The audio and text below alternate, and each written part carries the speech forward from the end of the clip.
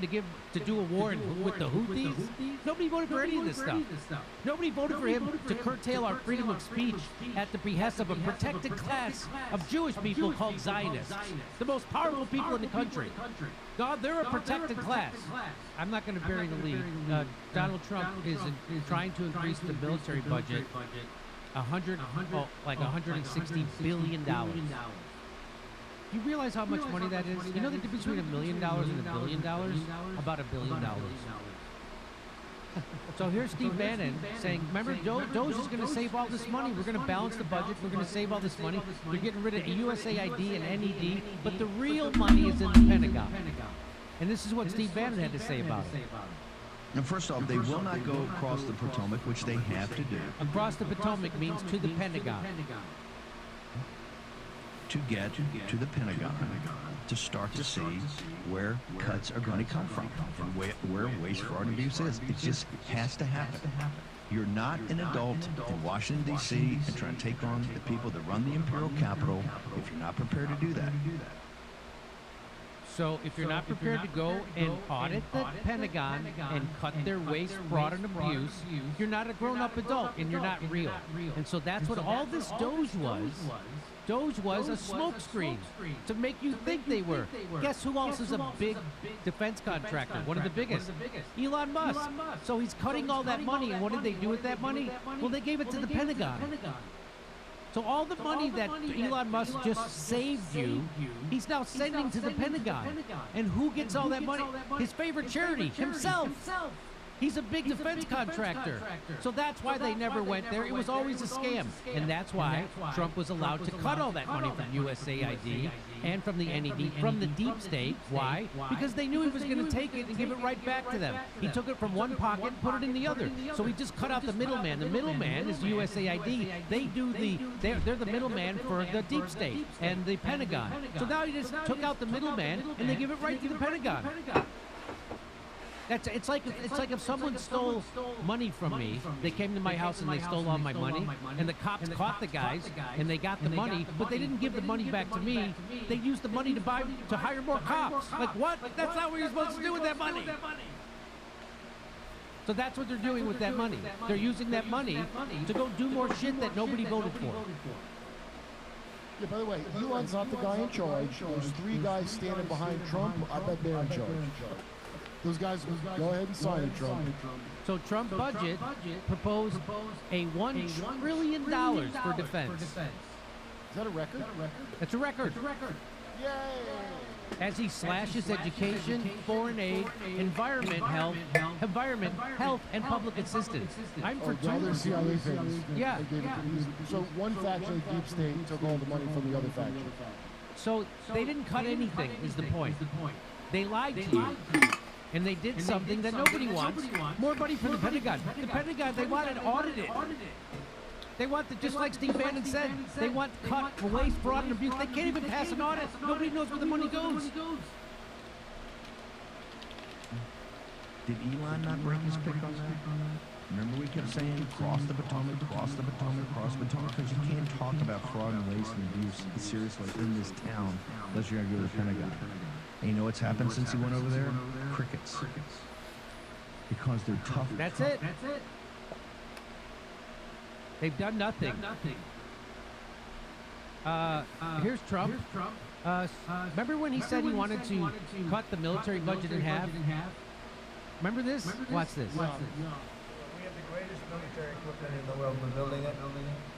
At some point, when things settle down, I'm going to meet with China, and I'm going to meet with Russia in particular, those two, and I'm going to say, there's no reason for us to be spending almost $1 trillion on military. There's no reason for you to be spending $400 billion. China's going to be at 400 billion. We're at $1 trillion. We're going to be at close to $1 trillion. And I'm going to say, we can settle this on, we can spend this on other things. We don't have to spend this on military. And we could all have free college. We could all have high-speed rail trains to every city in the United States. We could all have new parks. We could all have brand new roads. We could all have health care. We could have everything.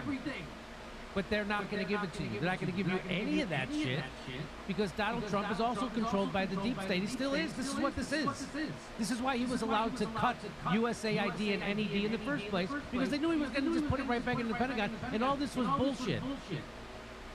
Be meeting with China, we were trying to de-escalate nuclear, and I was in a position where Russia had agreed and China had agreed we were going to start. Then we had a rigged election, so that never took place. But this one was too big to rig. We won by so much that it was too big to rig.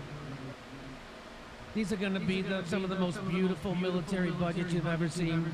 Once we mix Russia's and China's military budget into ours, you won't even believe how fun and easy it's going to be to join the Army. Well, did you hear what he said? He goes, at some point when things settle down. Yeah. So here's how we get around that. Things are never going to settle down. They're never going to settle down. Yeah. So here's what he said a month ago. We have great things happening with our military. We also essentially approved a budget, which is in the facility, you'll like to hear this, of $1 trillion, $1 trillion. And you'll like to hear this. Who's he saying it to? Elon Musk, because he's going to get about a couple $100 billion of that money as a defense contract? Who's he saying? You're going to love this. Who's going to love this? Larry Ellison, the guy from Palantir. Yeah, the guy from Palantir. There's like a whole bunch of tech jerk-offs that are going to love it. Oh, the AI guy. Remember they got all that money for AI? That's right. In China somehow from that as well. And nobody's seen anything like it. We have to build our military, and we're very cost conscious, but the military is something that we have to build, and we have to be strong because you got a lot of bad forces out there now. So we're going to be approving a budget, and I'm proud to say, actually, the biggest one we've ever done for the military. So the question should be, what could America have done with $1 trillion? And sadly, the answer is what we always do with $1 trillion. We give it to the military. We give it to the war machine. Because Eisenhower wasn't lying when he said, you have to resist the undue influence of the military-industrial complex. Guess who's not doing that? Donald Trump, Joe Biden, Barack Obama, George Bush, Dick Cheney, Bill Clinton. No, none of them.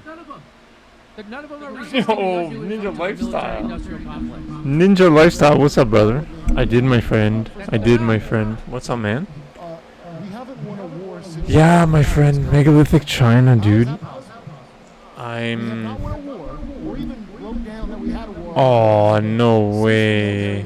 The Axle. Money's been going up to lose What yo-yo is it? the entire time. Then nobody has a problem with that?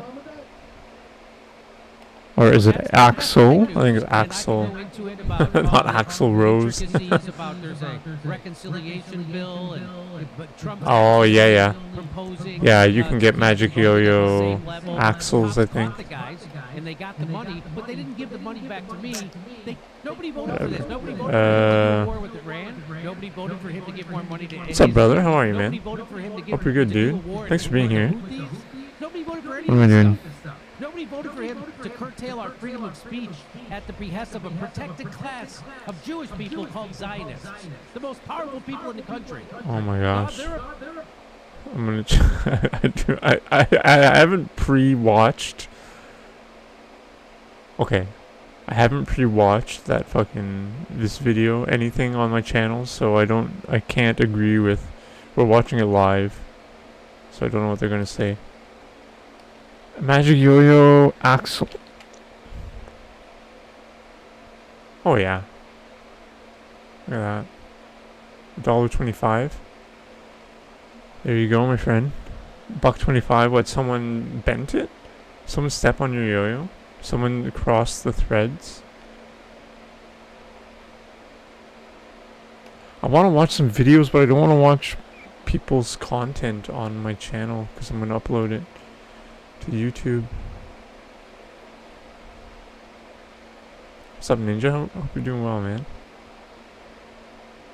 Thanks for being here, brother. Let me put on the video and then I will reply to you. I was watching this one earlier. How many viewers does this have? 1.4 million subscribers. Okay, we're gonna watch this guy's video. Follow Astroway. Hello. It's gonna be a weird one. It'll be mainly AI.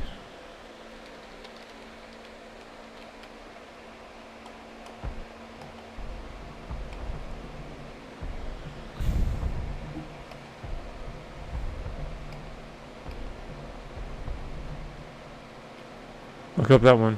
I asked Tex not to fuck with it, but I guess he's just really... Oh, man. Sorry, man. As it was... Oh, unwinding apart. Oh, no way. Holy shit.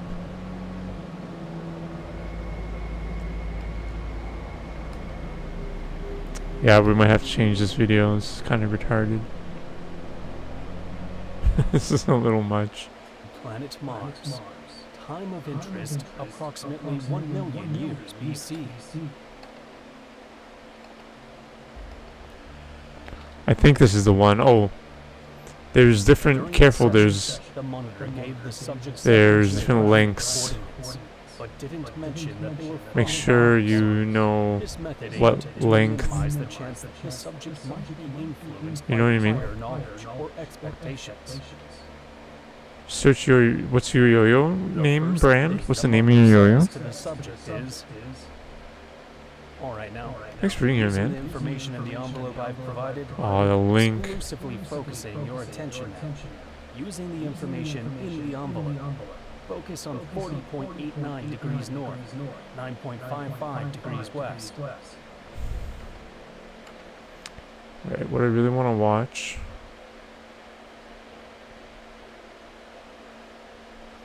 I don't know. I don't want to watch new people's videos on my channel.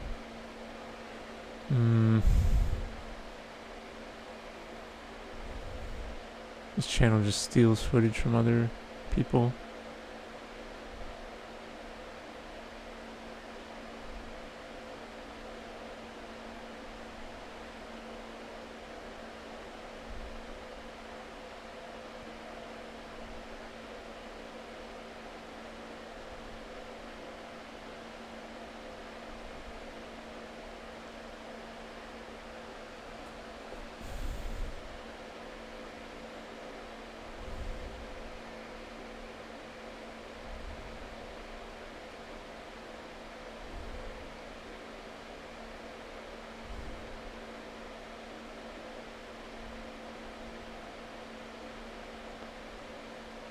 Okay, go follow this guy. He just released this video though. I can't watch it. I can't watch it. I can't do it to him.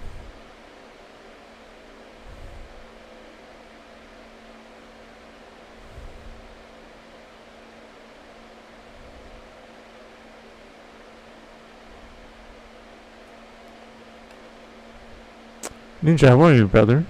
Thanks, man. I have been away from Twitch for a little bit, but now I guess I'm back on. Nothing personal. I also changed everyone's badges. I removed all the mods, so there's no more mods. I did it for safety. Don't take anything personally.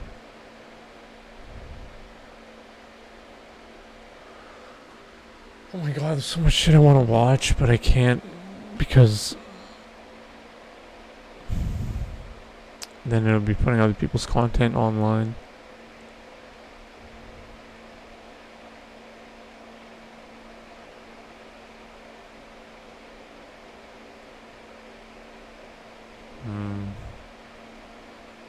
I'll watch a little bit of this. This channel also doesn't steal content, but is full of things we were never meant to know.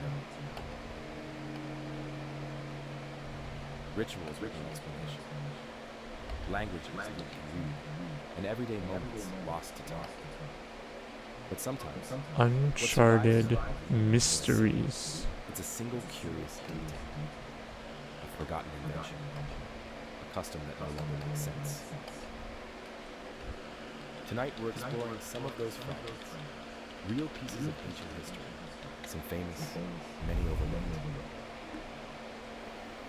The kind of facts that don't always make the textbooks, but quietly change the way we see the past. So whether you're working in the background, winding down after a long day, or just looking for something calm to keep you company, we're glad you're here. You don't need to catch every detail. Just let the facts and stories flow however they find you. And as always with our videos, the visuals are simply here for a bit of context. You don't need to watch to enjoy the journey.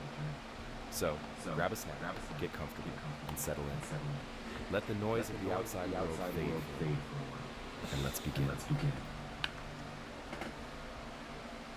What if I told you that writing, the foundation of civilization, of literature, of everything we know, might have started because of beer, not poetry, not philosophy, not even religion, just beer. It's the length. 5,000 years ago, It's the length of the. were the first people in the world to invent a written language. And while that might sound grand and ceremonial, the truth is grounded. It's the length. Earliest examples of the writing, called cuneiform, There's only one bearing. weren't epic tales or spiritual Only texts. one bearing. They were lists, receipts. What yo-yo do you have? And what were they keeping track of? Beer rations. You can picture a worker on a timber project receiving their daily allotment of barley-based drink. A scribe noted Magic down Yo-Yo on a V3. one jar for this person, two for that one. Beer wasn't just a beverage to the Sumerians. It was part of the economy. A standard payment, a daily necessity, safer than water, packed with calories. It was both food and currency. And when things got complex enough, when you had hundreds of workers, different job roles, different amounts owed, they needed a system to manage it all. And so, writing began. Cuneiform started as pictographs, little drawings of jars, grains, and animals. Over time, these symbols became more abstract, wedge-shaped impressions pressed into coin. Simple at first, but eventually capable of recording everything from trade agreements to mythology. But behind the sophistication, it all began with something surprisingly ordinary: logistics. The need to track who got how much of what and when. That doesn't make it less impressive. It makes it more human. Because in a way, Yeah, I think. the greatest inventions aren't born out of grand visions. They come from the practical needs of everyday life. From the desire to stay organized, to keep record. I think it's 8. I'm not sure though, man. Yeah. The famous epic of Gilgamesh, the earliest surviving piece of literature, would come later. The origins of writing were more like an ancient equivalent of spreadsheets and haystones, except instead of Excel files, they were slabs of clay hardened by the sun. And beer wasn't just the reason for writing. It was woven deep into Sumerian culture. They even had a goddess, a brewing, Mikasa. One of the oldest hymns in history isn't a song of battle or prayer. It's a recipe for beer. Doesn't say on Yo-Yo Expert. Whether it's a to-do list or a novel, just remember, it all started with barley, clay, and the need to keep track of who got their play. I think it's 8. Surprisingly practical fact from ancient Egypt. The oldest known prosthetic limb in the world isn't a leg or an arm, it's a wooden toe. Found near Luxor, dating back more than 3,000 years, this toe belonged to a woman and was crafted with remarkable care out of wood and leather. At first glance, Well, few centuries. But what makes this tiny artifact fascinating isn't just its age, it's how well it was made. The construction wasn't just symbolic or ceremonial, oh, it might be 12. or serve as a decoration. It might be 12, man. Show that it was actually I don't know. worn during life, walked on. Are you using? Are you using it unresponsive? Are you playing it unresponsive? It's where walk more comfortably, particularly in cities, which were Hmm. culturally common. And that's where things get interesting. This wasn't some elaborate high-tech invention. You think it was It was a responsive? simple piece of functional design, Hmm. a practical solution to a real-world problem, and it worked. It shows us that even thousands of years ago, If you want to spend like $3 instead of 1, you can get all 3. I don't know though. I'm not sure because were already known for their architectural brilliance and medical practices, surgical tools, dental work, even early forms of antibiotics.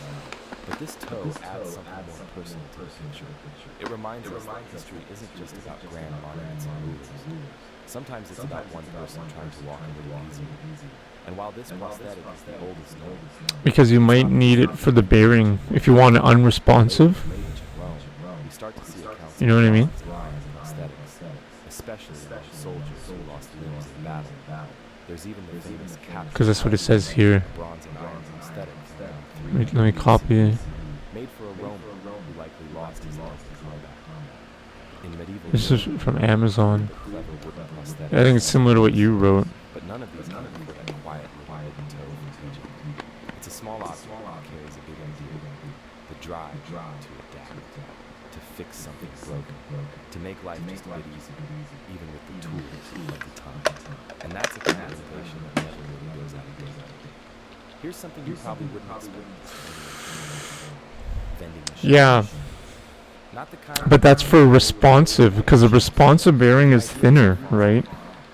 in the first century. The responsive bearing is thinner. Philo, the Byzantine, came up with a device that would fit right in at a temple's version. So maybe for unresponsive, Yes, you need 12 millimeter. I'm not sure though.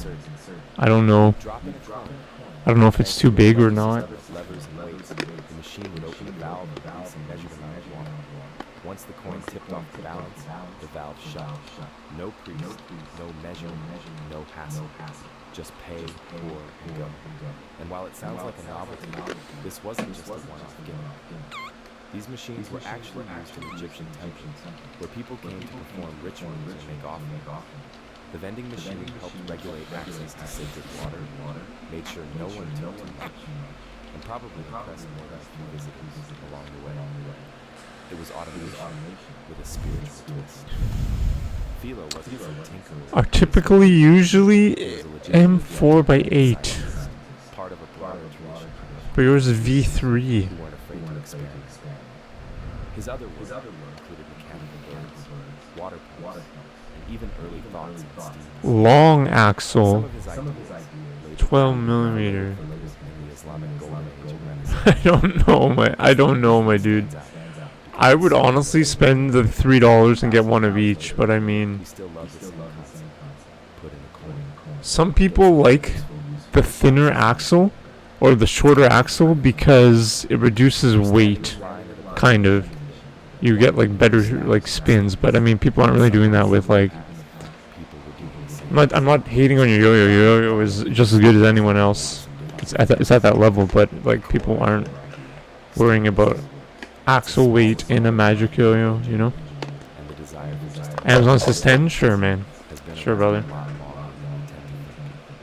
If you think the idea of a giant, well-organized library is a modern concept, here's something surprising. Over 2,600 years ago, the ancient Assyrians were already building, and on a huge scale. The library of Ashurbanipal, built in the 7th century BCE city of Nineveh, modern-day Iraq, wasn't just a collection of scrolls or a few scattered tablets. It held over 30,000 clay tablets, carefully cataloged and stored. That's not just impressive for the time, it's staggering. These weren't just government.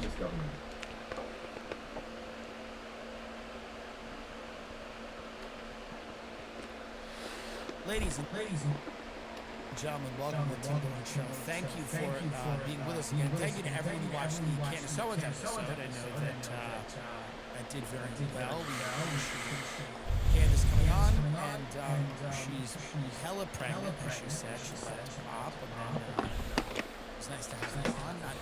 Not some of my Jewish friends texted me; they were not thrilled about it. You know, they were not happy about it. And hey, not everyone's going to be happy all the time. Not everyone's going to be happy all the time. And that's okay. We had a lovely conversation about Harvey Weinstein, a Jewish person who has been wrongly accused of things. And Candace is working very hard to get out of jail. Okay? So let's all realize that as well. I just got back from Boston. The kids at the Harvard Lampoon. I have a friend of mine, a guy who worked on my ill-fated talk show with Netflix. How are the other talk shows doing there? Not great. But the ill-fated talk show I did at Netflix, one of the kids in the Harvard Lampoon worked on it, so he had me go to the Lampoon last night. They did like I got inducted. I don't know what that means, but it was very sweet of them, and they were very nice guys, you know. The Harvard Lampoon's like a famous literary magazine where a lot of comedy writers came from. Conan, legendary, obviously, and Colin Jost came from there. A lot of comedy writers, people who wrote The Simpsons. And I don't know what it has to do with comedy now. I think it's more like a frat now. I don't, you know, like one of the guys, I'm like, what do you major in? He's like, economics. And I swear to God, he goes, with a focus on systems of control. I swear to God, he said that. He goes, with a focus on systems of control. And I was like, hilarious. And then you talk to the kids and they're like, yeah, they're like, I'm going to New York. I'm going to work at, you know, private equity and then hopefully get into comedy. I'm like, the famous private equity to comedy pipeline, of course. But I get it. If my kid went to Harvard and said, I'm going to be a comedian, I would drown them. I would fully submerge them in water until they couldn't breathe. But it was like a relic of another era. It was really cool to see. But yeah, I mean, it's like, I get it. Go into the world of private equity, and then from there, get into comedy. Go into hedge funds, and then slide into comedy. Seems, and you know, the thing about the kids at Harvard, they're a little smug, which I get, because they're at Harvard, and they should be. They're also kind of, as smart as they all are, they're a little out of it as well.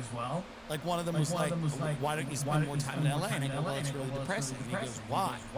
And I go, well, the entertainment industry is collapsing. And he goes, what do you mean? It's like, what do you mean? What do I mean? They just don't know. They don't know. They go, Hacks is a good show. People write for Hacks. I go, yeah, that's like 10 people. The rest of the people are in their bathroom with the news. Like, I mean, you know, but they don't, Yes. they don't understand that. Yeah, buddy. So that's the true unresponsive. Yeah. That's the true unresponsive. Where you need to do a bind. You need to do a bind to get it back. Like, let me show you. Most of them are very nice. You know, there's something about, and it was an interesting time to be at Harvard because Trump is now in a war with Harvard and other Ivy League schools. So it gives you the bigger gap. Gives you the bigger gap, like I'm showing. Jewish students during the encampments, if you remember the encampments, which the one at Harvard was very small. These guys were walking me around Harvard and it was like 10 tents. Again, anecdotally, everyone I met at Harvard was Jewish, and they all seemed fine. Anecdotally. I'm not saying that it wasn't a hostile environment. I think if you commit a crime, you gotta go. If you punch a Jewish person, you have to go. If you know what I mean? I get it. If you're doing that, you gotta go. But if you're just participating in a protest, or if you are writing an op-ed, you know, I mean, this is crazy, right? To deport you? Crazy. But again, it seemed like they were, the Jewish students I met at Harvard seemed anecdotally fine. They made it through it. They were able to get through it. Anecdotally, again, they might have had trauma deep down on the surface. Seemed fine. But again, that's the. But one of them, we were having dinner, and one of them said, "My girlfriend's Brazilian, and she might get deported because Harvard's refusing to comply." Because the Trump administration is creepily being like, "Give us all the student records. We want all the disciplinary records. We want everything. We want to know who said what, who did what." They're scrubbing social media. They're doing all this shit that is fundamentally un-American and you shouldn't do. If you went to a protest and you conducted yourself. You know, you were protesting, you weren't like damaging property or, you know, listen, if you take over a building for a week and you're assaulting people, you're probably going to get thrown out. But if you just go to a protest, you know, and you yell a few slogans from the river to the sea, if you do a little from the river to the sea in the quad, just to kind of be, but it's non-binary Asians in the all of Israel's activities. This guy's just going straight up on Israel.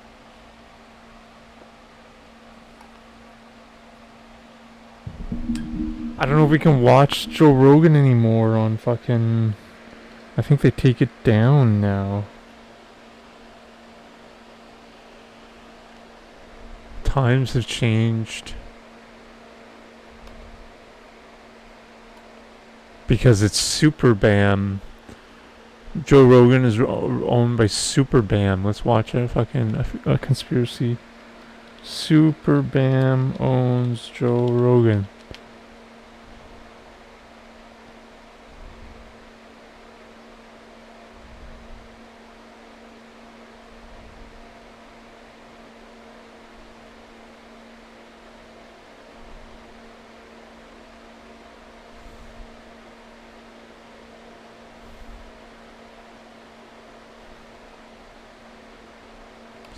Why is Super Bam blocked?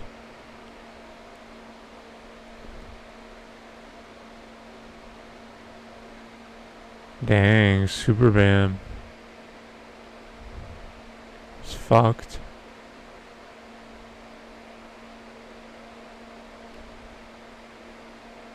Look at this. This is gonna be a sick video. show you what happens after you get a copyright complaint on YouTube, because right after I dropped my video on Andrew Huberman and his Roka glasses, Maybe. Andrew Huberman's company, Super Bam, it's a company that works for him and monitors his content. What? That's his? That's the guy? Complaint. He's the Super Bam guy? Fuck that guy. Andrew Huberman. Super Bam, it's a company that works for him and monitors his content. Immediately issued him a copyright complaint. And here's what that copyright complaint looked like. Okay, so the complaint comes in and it files me to this window. It's like, hey, you made a big error. And you can see here that they say that I had used his video, which was Dr. Sarah Hatter, Time for Light and Food, which was a clip that I needed to use because I wanted to show what his words were. And immediately after that happens, all the money from that video goes directly to Super Bam and then to Andrew Huberman, which is, I don't know. Okay, that guy can't take any accountability though.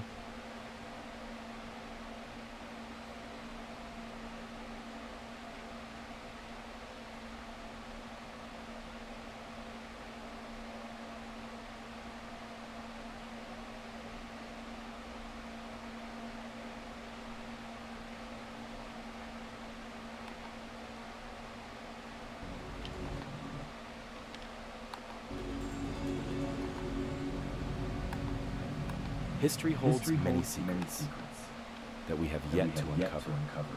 Beneath familiar timelines and carefully pieced together narratives lie scattered clues. Forgotten monuments whose builders left no names. Ancient ruins hidden beneath oceans that quietly rose thousands of years ago. And strange languages etched in stone, still waiting to speak again. Our story says civilization began just 6,000 years ago, but discoveries across the globe challenge that simple truth. In places like Göbekli Tepe, built long before the first cities, or at Mount Padang in Indonesia, whose origins remain fiercely debated, we glimpse evidence that perhaps humanity's first great era wasn't ours at all. But this isn't a conspiracy theory. It's an exploration of history itself. So get comfy, grab a snack, and feel free to we watched some of this, whether you're didn't we? working, relaxing, or simply have this playing in the background. I'll guide you through every detail. Because the real mystery isn't rooted in fringe theories. It's hidden within just how little we genuinely know about those who walked the earth before us. Let's jump in. To understand why questions about ancient civilizations matter, we first need to briefly explore the timeline we've accepted as our history. Modern humans, people just like you and me, have existed for roughly 300,000 years. For the majority of that enormous stretch of time, our ancestors lived as nomads, moving from place to place in small groups, hunting animals and gathering plants. Their daily lives revolved around simple survival. There were no permanent settlements, no writing, no grand monuments. Just the quiet, steady rhythm of life, with few traces left behind to tell their story. But about 12,000 years ago, something significant began to change. As the last ice age slowly ended, climates around Oh, the my ground love, became how are you, more baby? stable. Thank you, For the baby. first Thank you for time, being here. How are you, people gorgeous? began planting crops and domesticating animals, marking a huge shift away from nomadic life to Thanks, staying dude. in one place. This shift, You known definitely as need the 8, yeah, for the thin allowed bearing, I for think urban so. settlements to form, populations to grow, and societies to become more structured. Eventually, it paved the way for what we consider the Yes. first true civilizations. The earliest known cities appeared around 10 6,000 millimeter years ago for in the places like Uruk, large Mesopotamia, bearing. or Jericho in the Levant. These early cities You might, if you found a bearing, if you found the bearing on the ground, you might have, that might be the responsive bearing, but you might need a responsive bearing now. I don't know. Structures, temples, defensive Did you walls, find the one that fell on the ground when it opened? Soon after, writing was developed, allowing humans to record events, laws, and stories. It's always good to get a new string too. If you Recorded history. having fresh string is always good. And look at this big picture. Our civilization seems I hear you. Yeah, exactly. out of approximately 300,000. Do you have the thin bearing for responsive? Only around the last 6,000 years, about 2% represent everything we typically associate with civilization. Almost all. Oh, you found the bearing. Okay, good, good, good. Preserved in carvings, clay tablets, ancient Cool, brother. scrolls, and historical texts comes from this incredibly brief recent period. It raises Heck a yeah, intriguing brother. question. What about all those thousands upon thousands of years Mm, before we began writing our stories? Could there have been earlier Yeah. chapters we've not Maybe. yet uncovered? you This might vast be able to gap find in it. historical understanding leaves the door Who open to knows? fascinating possibilities. You said you looked though. Archaeology relies entirely on what manages to survive over thousands of years. But preservation is tricky. Organic materials quickly break down. Cities built near coasts now lie beneath rising seas. And natural disasters like volcanic eruptions, earthquakes, and climate changes have repeatedly reshaped our planet's surface. Because of this, countless clues about ancient societies might have simply disappeared. Yo, Today, thanks, we're man. finding evidence Ninja, of thank you, structures and brother. artifacts that appear older, more complicated, and harder to explain than our Yo, surroundings. thank you, man. Sites Back to sleep. Thank you for the help. Thank you, man. dating Yeah, that was a lot more 1,000 complicated than it should have been. That was very complicated. Thank you, buddy. Indonesia, raised I appreciate that, man. If these sites were indeed built thousands of 20 years bits. before, Should accepted suspend that on string. civilization, who created Get a them? new string. How did they manage such impressive feats, and what inspired them? None of this suggests hidden conspiracies or fictional lost worlds. Instead, it gently acknowledges a simple truth. Human history might be far deeper and richer than we've understood so far. Even archaeologists openly admit we've uncovered just a fraction of our distant past. Perhaps our timeline isn't necessarily wrong, just incomplete. Perhaps hidden within those enormous stretches of unexplored time are civilizations and cultures whose traces we have only just started noticing. Could our understanding of civilization What a response. This is a sick response. That's exactly the journey we're about to embark on. We're gonna pin this. That quietly We're gonna pin suggests this. the story of humanity more fascinating and mysterious That's than we sick. previously imagined. While the timeline we typically use for human civilization is clear and generally accepted, certain archaeological finds quietly challenge this story. Perhaps no place has sparked more curiosity than a group of ancient We're not gonna cities watch this guy's entire video though. We're actually gonna change it. Göbekli Tepe being the most famous of them. Nearby. So go follow Uncharted Mysteries. The link is in the chat.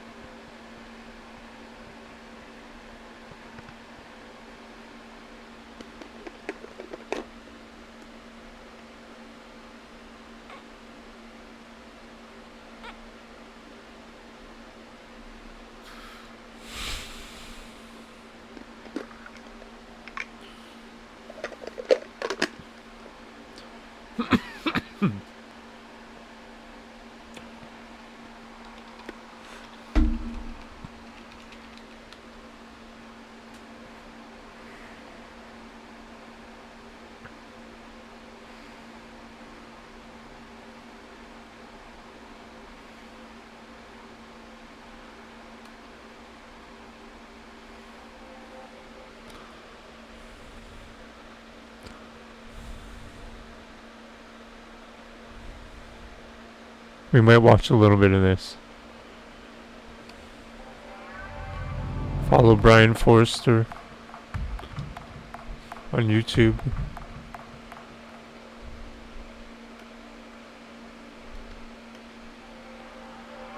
I don't know, it says like 500,000 views, and I don't think my viewers would watch.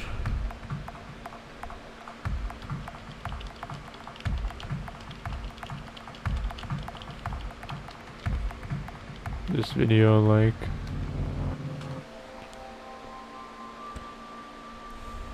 Okay, now we're going to look at the phenomenon of elongated skulls, located at different locations around the world and at different times, but the commonality is cranial deformation was a process that was done amongst the elite of different societies, most commonly about 2,000 years ago. My major focus is on the elongated skulls found in Peru and Bolivia at different locations. But along with David Patrick Childress, we also studied the basic concept of cranial deformation that was found in different societies.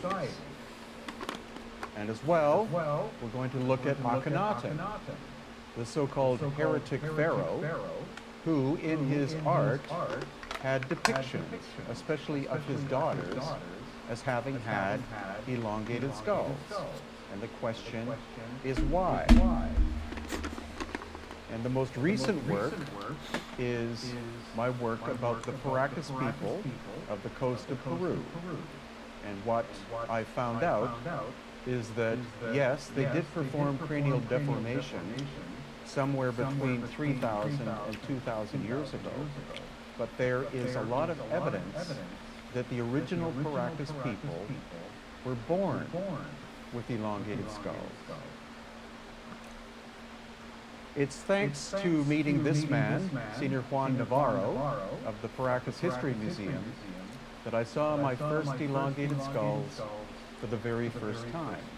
And this, coming from a medicine biological background, caused my curiosity to be heightened when I actually got to see them in person. It's one thing to see them on television or to see photographs, but to physically be in the presence of them caused me to look through the academic records, and the responses and answers I got from academia were quite unsatisfactory.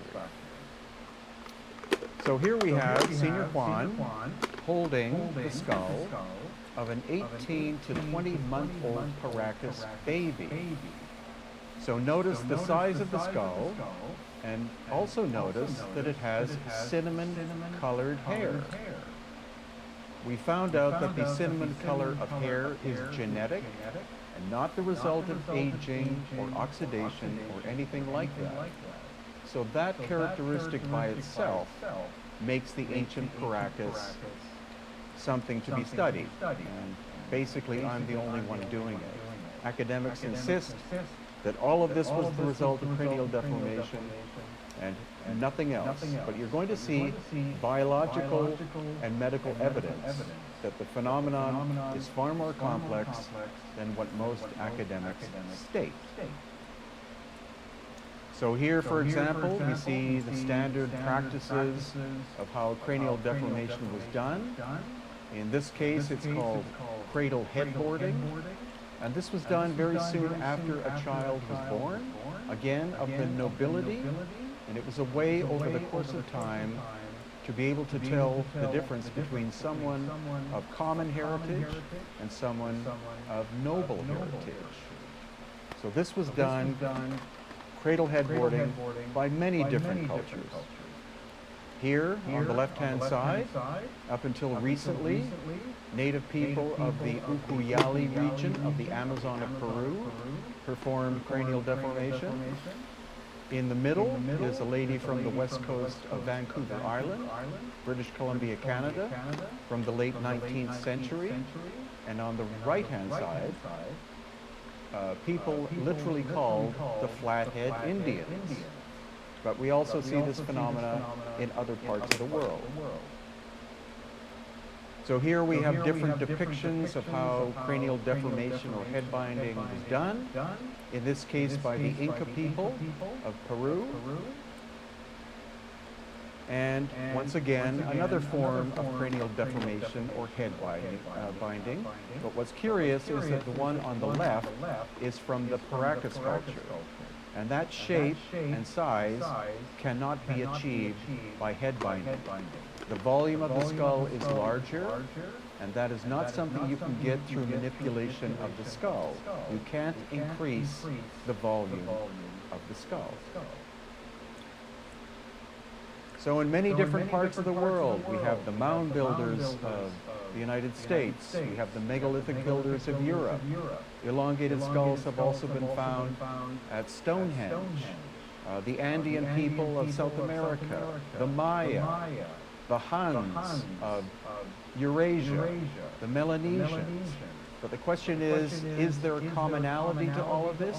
Or was there independent development of this form of altering the shape of the skull to distinguish between nobility and the common people? So the first subject we're going to actually cover in more detail is in Egypt, and more specifically Akhenaten and the Amarna period, which is the 18th dynasty. So it's thanks to these two men, Abdel Hakim Awiyan on the left and Stephen Mailer on the right, that I began to study Akhenaten and why he depicted himself in some cases and his children more generally as having elongated heads. So this is a classic original sculpture of Akhenaten. You can see that in some way he's portrayed as having an elongated head. Supposedly, he was not an arrogant pharaoh, though most of them were. And when his sculptors were to depict him in sculpture, he simply said, "Portray me the way I am." And the great difference between him and someone like Ramses is that Ramses II wanted to be portrayed as the perfect human, but Akhenaten, seemingly not having an ego, just said, "Portray me as to what I look like." And that makes him very different in the history of ancient Egypt. So here we have two depictions. We have Akhenaten on the left, and we have Nefertiti, his wife, on the right. Notice that both of the busts are damaged because the Amun priesthood, who were in control of ancient Egypt, absolutely hated Akhenaten. And it's quite probable that Akhenaten and Nefertiti and the 6 daughters were murdered by the Amarna priesthood, or sorry, by the Amun priesthood, in order to wipe his existence from history. We do know his genealogy.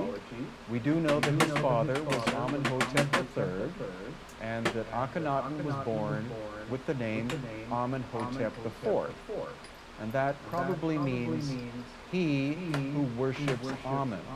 But the difference between Akhenaten and his predecessors is that Akhenaten did not like the control of the Amen priesthood, and that's why he changed his name or title to Akhenaten, which means the shade of Aten, which literally means the re-arising of Aten, which is an earlier time period. So here is a full sculpture of him. You notice he's shown with a pot belly and also with almost woman-like torso. Some people think he was androgynous. It is possible that he suffered from some kind of disease which caused him to look less than masculine. And what some doctors state is that he likely suffered from what is called Marfan syndrome, which causes distortion in the development of the skeleton. But we have no specific evidence of that because his mummy was never found.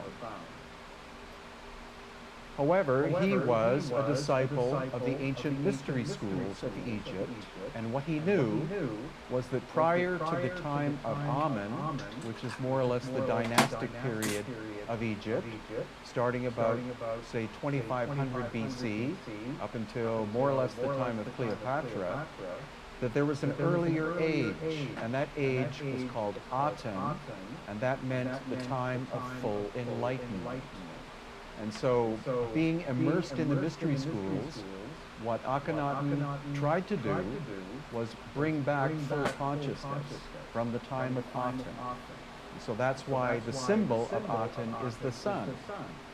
Most people will think that the name of the sun in ancient Egypt was Ra, but that in fact was only one of 5 stages of the sun. So here again we have a depiction of the time period of Akhenaten. Notice the damage to the surface of this carving. Again, it was a way for the Amen priesthood to try to eradicate Akhenaten from the historical record.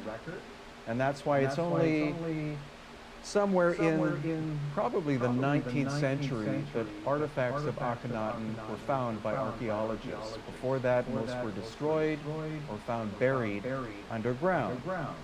And he was a very radical pharaoh. For example, he moved the capital city of ancient Egypt from Thebes to a remote location called Akhenaten, which means the dawn of Aten, and presently it's known as Amarna. And that's where he built a massive city in the course of not too many years. So he built this massive central city complex, and he left the Amen priesthood back in Thebes. They lost their jobs because he had moved the administrative center from Thebes to this new location. And present day, this is what Amarna looks like. Basically, nothing was left.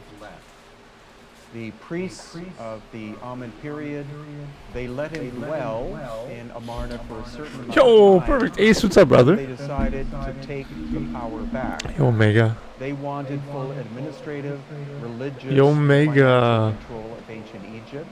What's up, brother? How are you, man? Was in their way. So he not only eradicated Thanks for being here, dude. the royal family, he eradicated the city itself.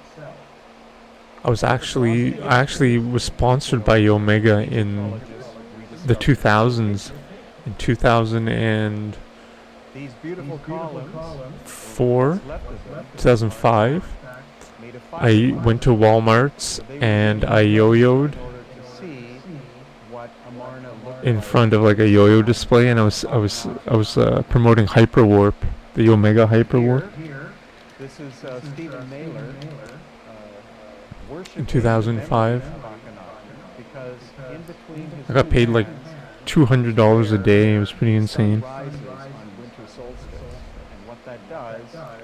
Like a 4-hour yo-yoing in the morning at one Walmart, and then 4 hours another day. Thanks, man. Yeah, I was promoting the Omega Hyperwarp. It was a good yo-yo. It's actually a very good yo-yo. It's actually an amazing deal. The Omega Hyperwarp. It was like $12 or something.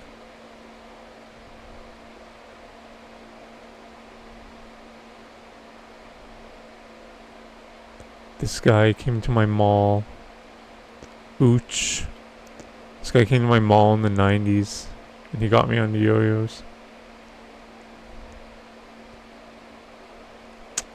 There's a Hyperwarp wing, but there's also the Hyperwarp.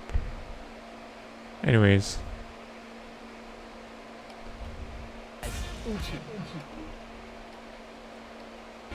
This is the Omega Hyperwarp Headwear. I love this yo because its wing shape has aluminum weighted rings and it's got a ball bearing in it. It's great for long spins. Check it out.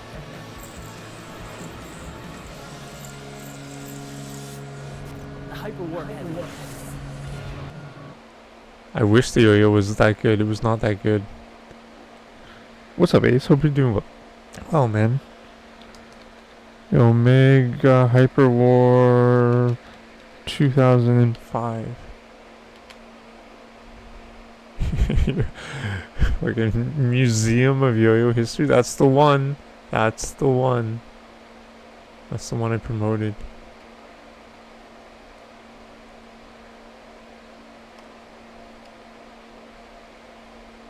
Thanks, brother. Aw, thanks, Ace. I appreciate that, brother. Oh, no way. Sick. That'd be sick, man.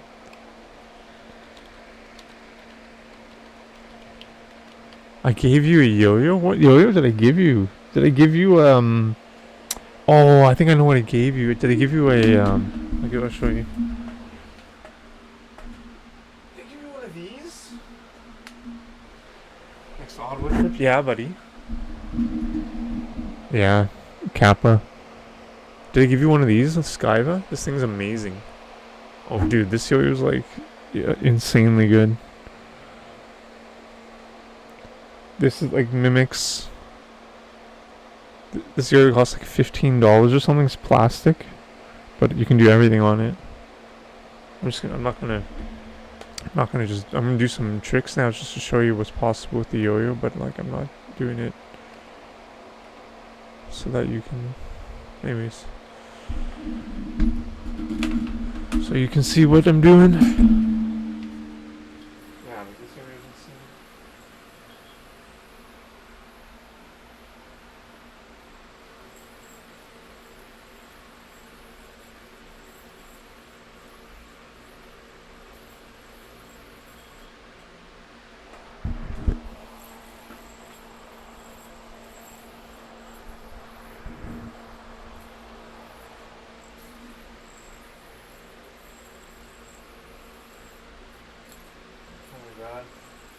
I got no space here. Thanks, bro.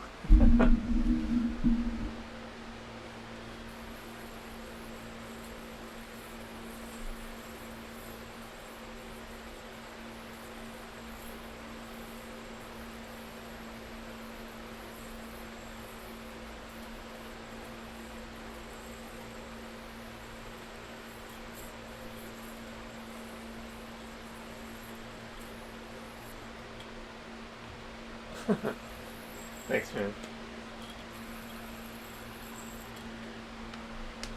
Thanks, brother.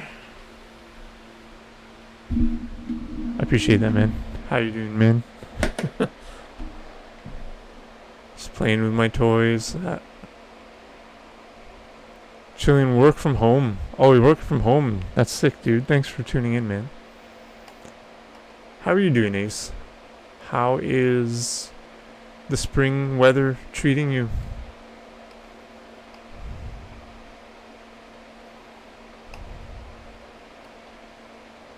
I don't know what we're gonna watch.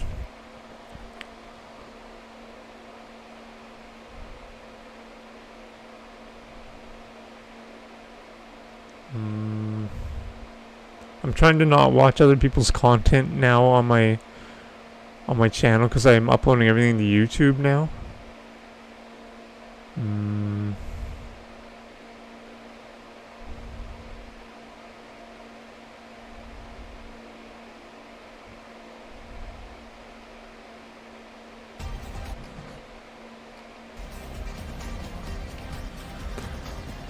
I mean, I'll watch like off content stuff, but oh, nice, man. Hello, everybody. Hello, Trent's Journey's coming out soon. Yeah, right. 2-1. We're giving you That's funny. nobody else is giving you. Trends will help you prepare for the future. Here's the cover of this week's Trends Journal magazine. Presidential reality show. Pope a dope. Look at this fucking crap. He wants to be Pope. Not my language, his. So I guess he's tired of not having sex with his wife anymore because if you become Pope, you can't screw chicks anymore. Again, I do not pre-watch these videos. So why don't I just like I want to just watch what I want to watch, but I can't. I can't do that to someone. We'll watch like 5 minutes of this, maybe. Randall Carlson, I'd like to the first few years of the 1980s. Upon opening the book, I read the This is brand new though. I can't do that to this. I can't do it to him.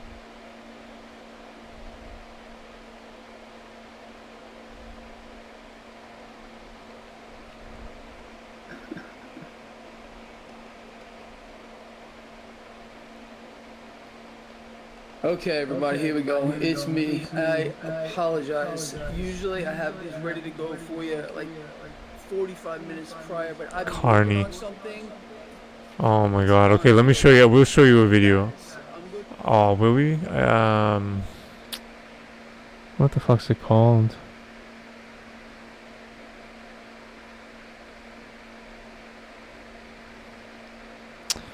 No, man, Carney, he's compromised. He's completely compromised, man. Carney is a plant. Bro, let me pull up okay, let me see. Carney freedom. So this article by Mark fucking Carney. It's time to end the freedom convoy in Ottawa by enforcing the law and following the money. This was February 7th, 2022. What a little bitch, man. What a fucking little bitch Mark Carney is, son of a bitch.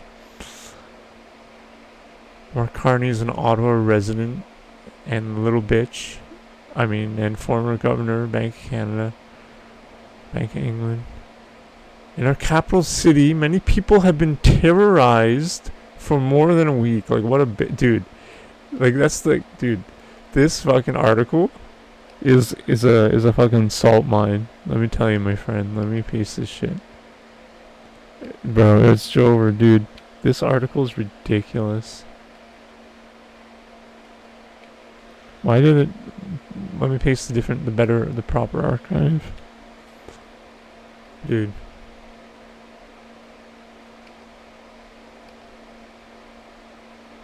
It's ridiculous, man. Alright, let's go over a little more. Women...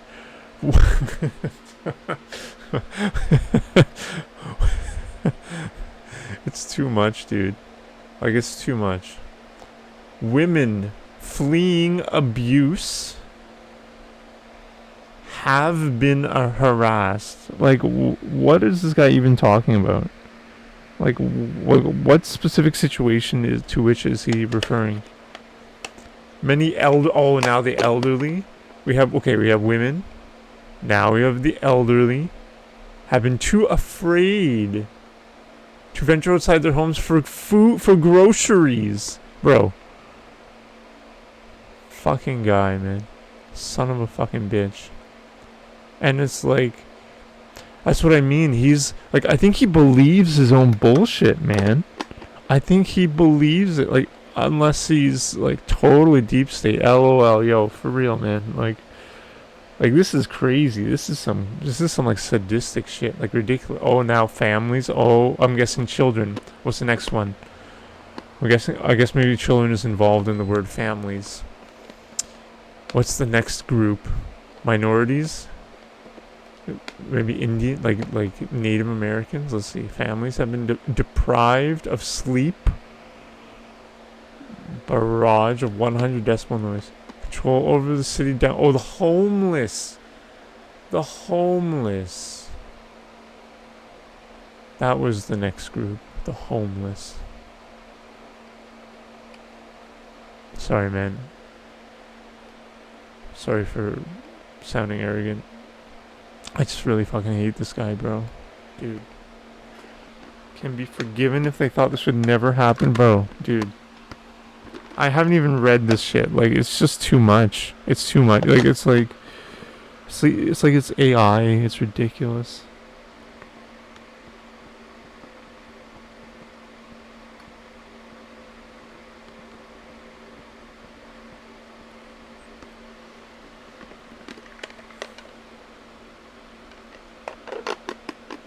But by now, anyone sending money to the convoy should be in no doubt you are funding sedition.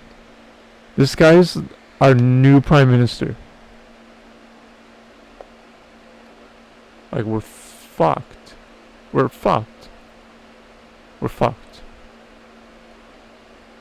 Like, this guy's insane. This guy's like a psychopath, man. Like, fucking, holy fuck. Basically, he wants to make anyone that funds a protest about mandatory state injections is a criminal for taking part in sedition.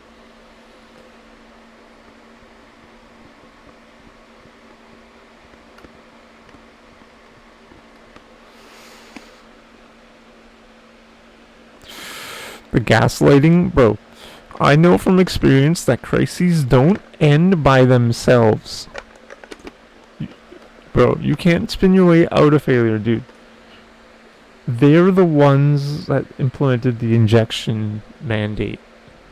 They're the ones that started this. They're the ones that are maintaining it. They're psychopaths, bro. Bro, they're fucked. We're fucked.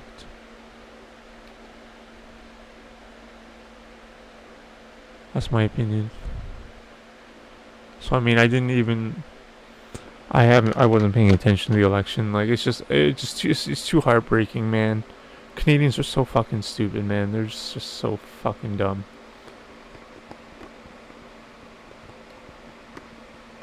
But I think it's all fake anyways. But I mean, there are real people like that. But I mean, the results are all fake anyways. But like, dude, they're like, these people are psychos, dude.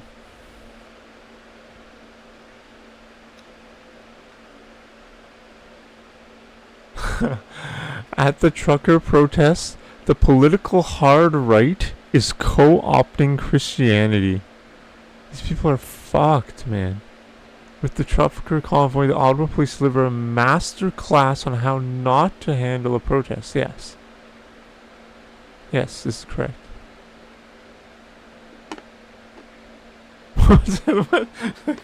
What's happening in Ottawa is an assault on democracy by this guy. It's crazy, man. It's so crazy. Are these people even real? I think they're like AI generated, man. I'm telling you. It's fucked. Want the pandemic to be over and restrictions to end? Wow. Oh, and get injected. Inject yourself. From the state mandated injections. That's so fucked, man. That's my opinion on Mark Carney. Bro, I was on a beach in Miami. I was in the Bahamas. I think on February 7th I was in the Bahamas.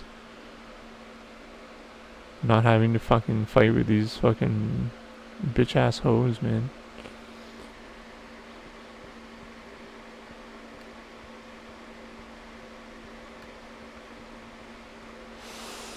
What's my girlfriend? She's gonna talk some sense into me. She's gonna be like, babe, why you... Oh, thanks, baby. Babe, you're amazing. I love you so much, darling. Let me add this. 346. Oh, that's just right now. I'm gonna add this as a quote.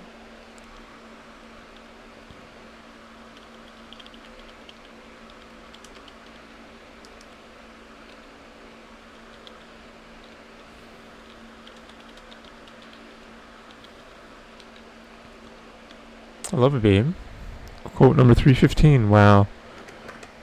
Today is the 10th year anniversary of my friend passing away of cancer, and I wore number 15. I love the quote, baby. It's immortalized. Love it. Thank you for tuning in. Alright, let's play some more videos.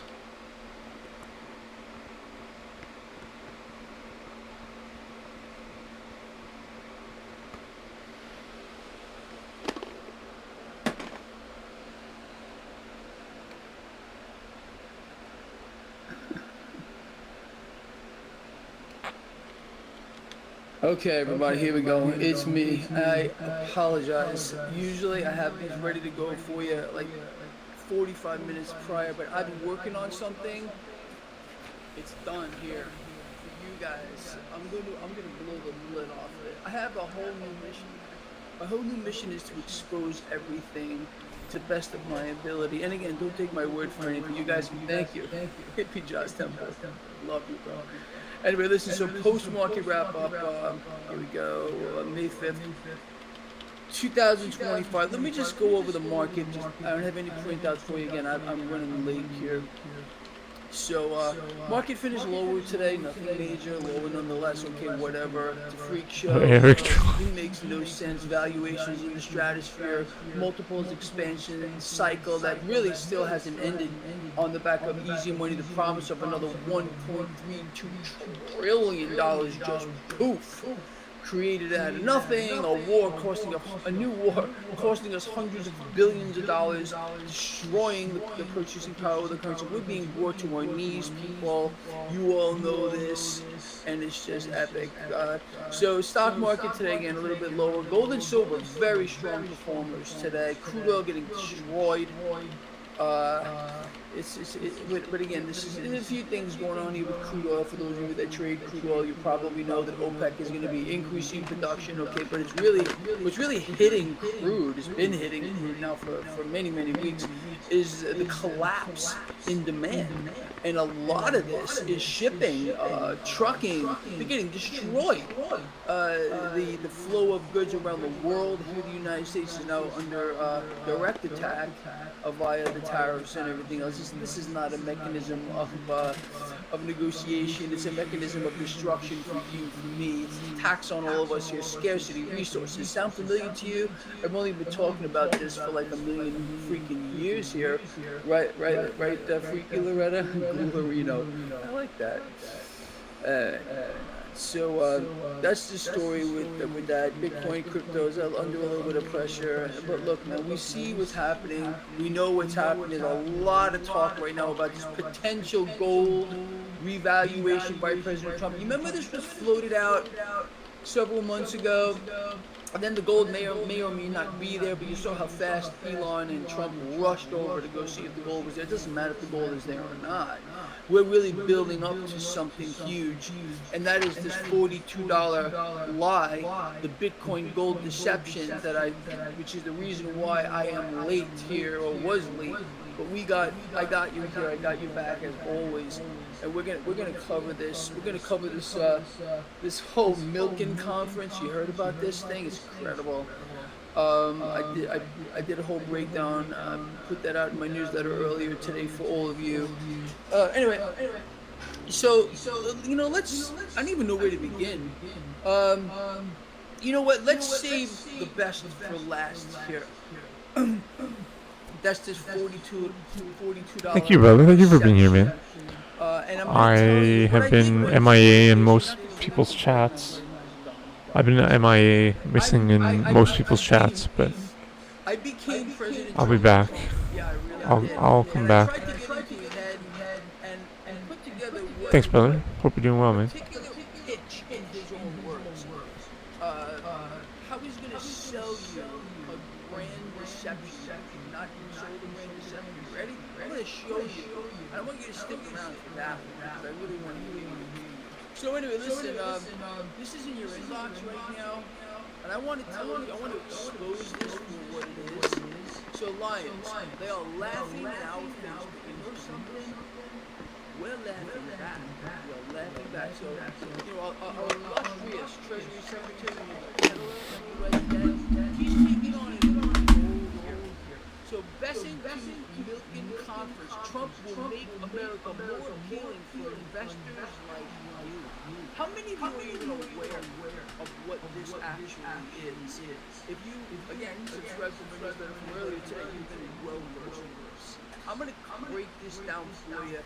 Who's there, what it stands for, what they're trying to achieve here, and maybe more importantly, who this Milken is. Who's this creature? Oh, it's a creature. We're going to talk about it. Let's do that. I wrote Lions, let's blow the lid off this. Research all that I say right here and right now. Below right there. And just to see if I'm telling the truth. Because, you know, Greg might be lying too. Let's just. This is who it is. That's Michael Milken. Very handsome character. I think he's got the look of Satan on his face. But maybe I'm wrong. What do you think? Let's look at this mysterious shadow. Maybe he's not Satan or aligned with him, although he really is. Once you can understand who this Michael Milken actually is. Let's talk about this. What is the Milken Conference? Its official name, the Milken Institute Global Conference, founded by, well, Michael Milken. All right. This. You guys are going to be so shocked when you hear about this. Not really. It's completely expected. This is a high-level, invitation-only annual gathering held in Beverly Hills. What they say it is. Now, again, this is all easily researchable. Again, this is in your inbox. I have links connected to this. You can click on it yourself. So you know that what I am telling you is true. So what they say it is, a forum for global leaders to discuss solutions to the world's most pressing challenges. How's it working out for you?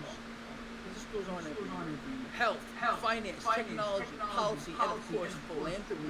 This is all about philanthropy. Sounds noble, right? Well, let's take off the mask. That, believe it or not, is him with the mask on. Could you only imagine what he looks like with the mask off? We're going to take that mask off right now. That's exactly what we're going to do. The power nexus here.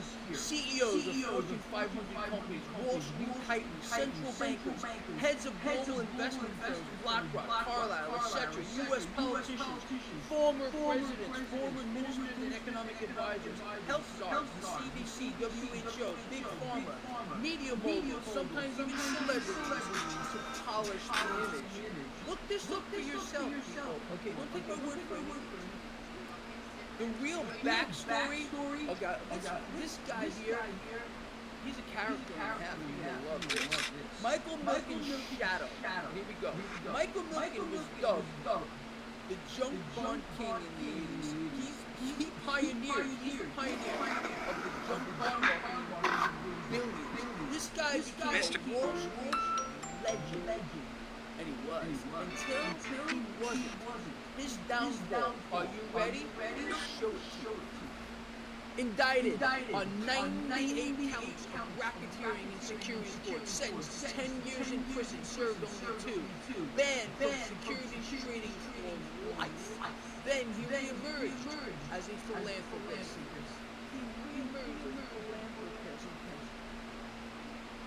He repurposed his entire empire. Still, you got to keep all the old names. You didn't know that part? You see, I left that out. Even though all of this indicted on 98 counts, racketeering, securities fraud, sentenced to 10 years in prison, all of it, got to keep his wealth. You see this 2 years that he apparently served, he didn't even serve it. Just so you know, they told you he served it, got out in 2 years, but this guy didn't spend 1 day behind bars, in case you're wondering. Anyway, got to keep his ill-gotten billions. Let's talk about the philanthropist that he turned himself into. He repurposed his empire into the Milken Institute using money, connections, and time to reinvent his legacy. What really happens there? Deals are made. Capital is steered wherever they want it to go. Narratives are agreed upon. Access is traded. But what they're really doing is this: protecting their own wealth, shaping future control mechanisms, deciding what solutions the world will be allowed to get control. It's where power meets perception management. Milken isn't just a conference, it's a ritual gathering for Babylon's architects. You want to dig deeper? Look into the list of sponsors. Go click on this. Now I said this is a joke. Remember, if anything happens to me, I didn't kill myself. I meant this is a joke. Some people thought this was real.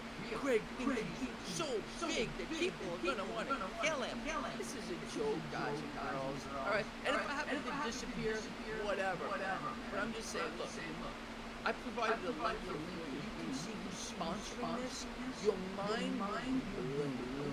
Right up to you. It's in your inbox. Incredible. Absolutely incredible. And they're laughing. You know something? We'll laugh.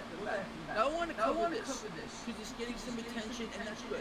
That means people are paying attention, not what it seems. So Trump's gold revaluation is possible. In fact, I think it's probably likely.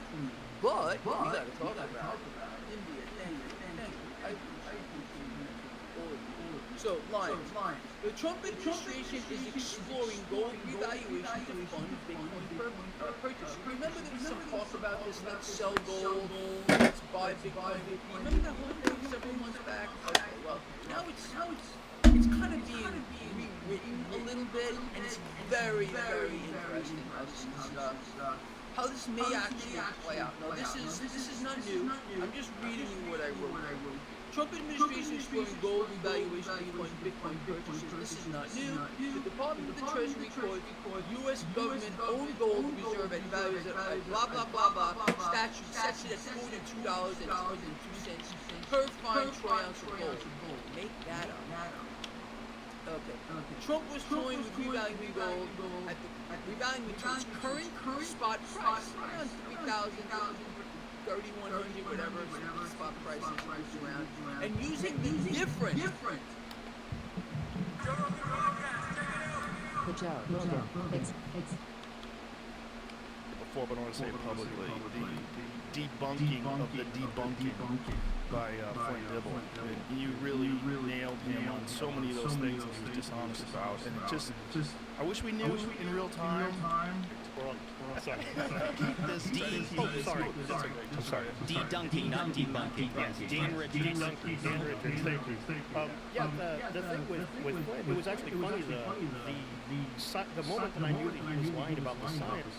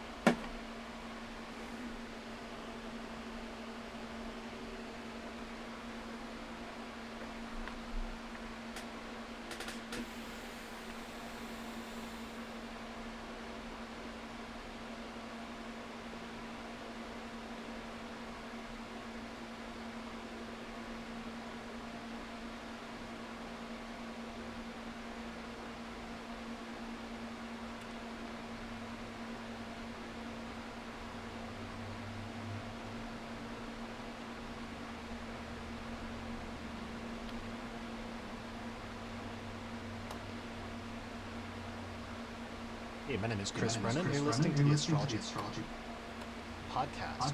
Joining me today is astrologer Lisa Shine, and we're going to be talking about astrology, fate, and a number of other things in a casual conversation. So hey, Lisa. Happy to be here. Yeah. All right. So we're going to have a casual discussion today. I mentioned on the forecast episode I've been trying to thinking about moving in the direction of doing some episodes talking about my philosophy of astrology and my sometimes like spiritual views on astrology, because so much of my work is focused on the technical aspects that I sometimes don't emphasize or talk about that point a lot. Some of the philosophical implications that I truly think that astrology has. So I thought we'd have a conversation talking about some of that today, and talking a little bit about our journey as astrologers and some of the different things that ways that we've changed and grown as astrologers, and the different things that we've learned over the years. Yeah, that sounds great. Right up my alley. Right. All right. So, yeah, where should we start? So, one of the things we were talking about, one of the things I said in my book that I argued is I think that astrology, that Hellenistic astrology, and by extension Western astrology, was originally developed as a system for studying fate.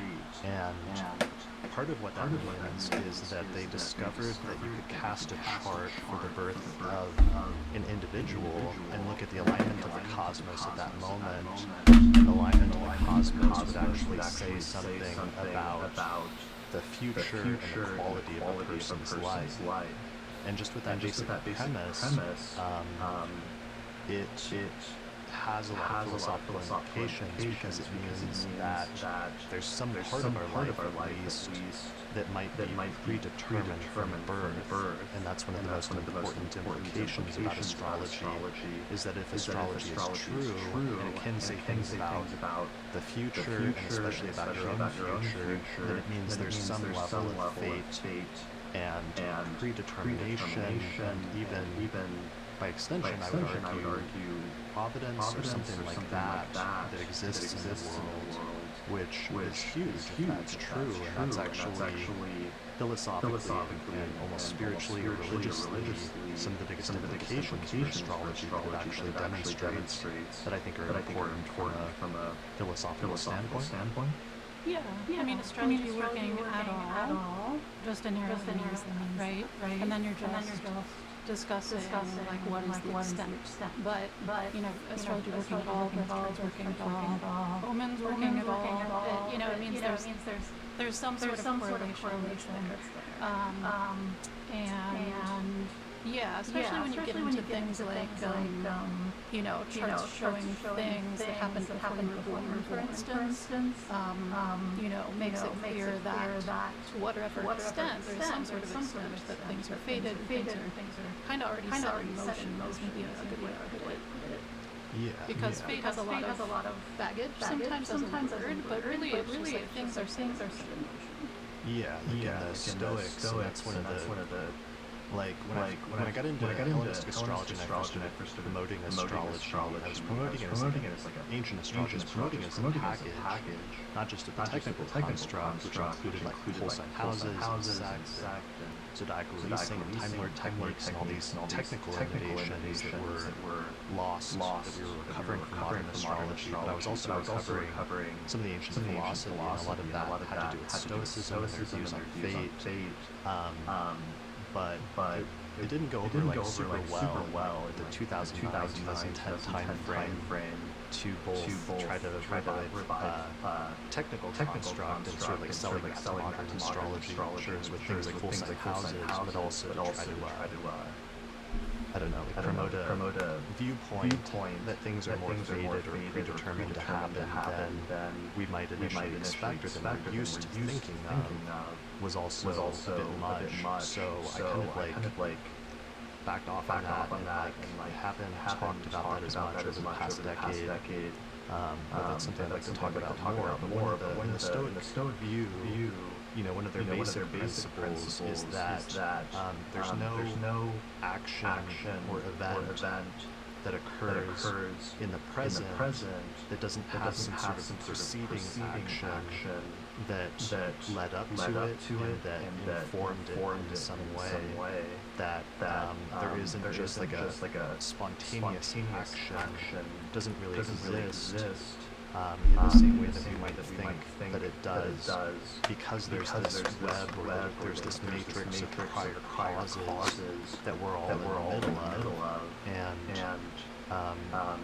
that's part of the basic concept of fate, is that we're part of a broader matrix of causes that came before us, and then our actions now will have implications for things in the future that will happen as a result of what we do now, but that it's, there's an interconnectedness between events, and I think that's the important thing, because that ties in with another modern notion, this notion that everything happens for a reason.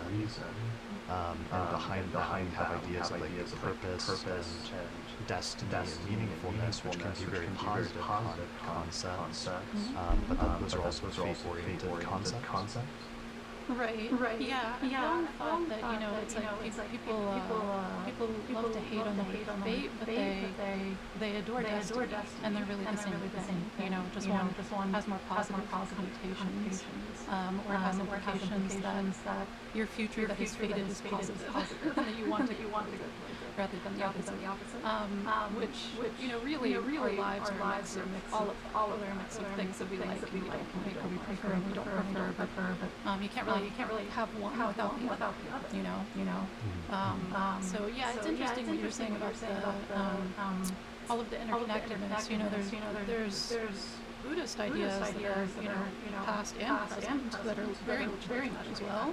Just things being really interdependent, and then all of there being prior causes that cause things to arise now in your life. So because they start extending that to like past lives and things like that, or like karma extending even outside of this lifetime. Something that's really interesting to me about that, I think, was, it shows a connection that like you are connected with everything else. You're connected with the rest of the world. And I don't think that people often think about those two things together. They think like, sometimes people think like fate bad because it's about me and it says that I can't change things about my life. But it's actually showing connected to like this larger matrix, to the world, to the universe. And I think that's actually beautiful. I think what it does is actually like go against our current. I'm not first to say this, of course, in astrology, but current sort of like materialist, individualist worldview. And I think astrology actually has that potential to reconnect us, like show that we're matrix, even if we're looking at individual birth. Right. Yeah, I think that's the greatest potential for astrology, and something I've said for a while, is that it does provide a contrasting worldview to the predominant scientific materialistic worldview, which is there's a premise that everything that's happening is random, chaotic, and has no meaning or purpose underlying it, and the only purpose you can find is that which you create for yourself, and whatever enjoyment you can make for yourself in this life. And obviously that has a lot of merit and value to it, and there's other notions of like humanism and other things that came along with that can be good, but astrology represents something different fundamentally as a worldview, because it does represent the idea that our lives are not random or meaningless, and each of us has like a role to play, or a purpose, and a destiny. And that is just so fundamentally different to what I think the opposite worldview is of a dead, inanimate universe. Is more of the scientific worldview, as opposed to again astrology.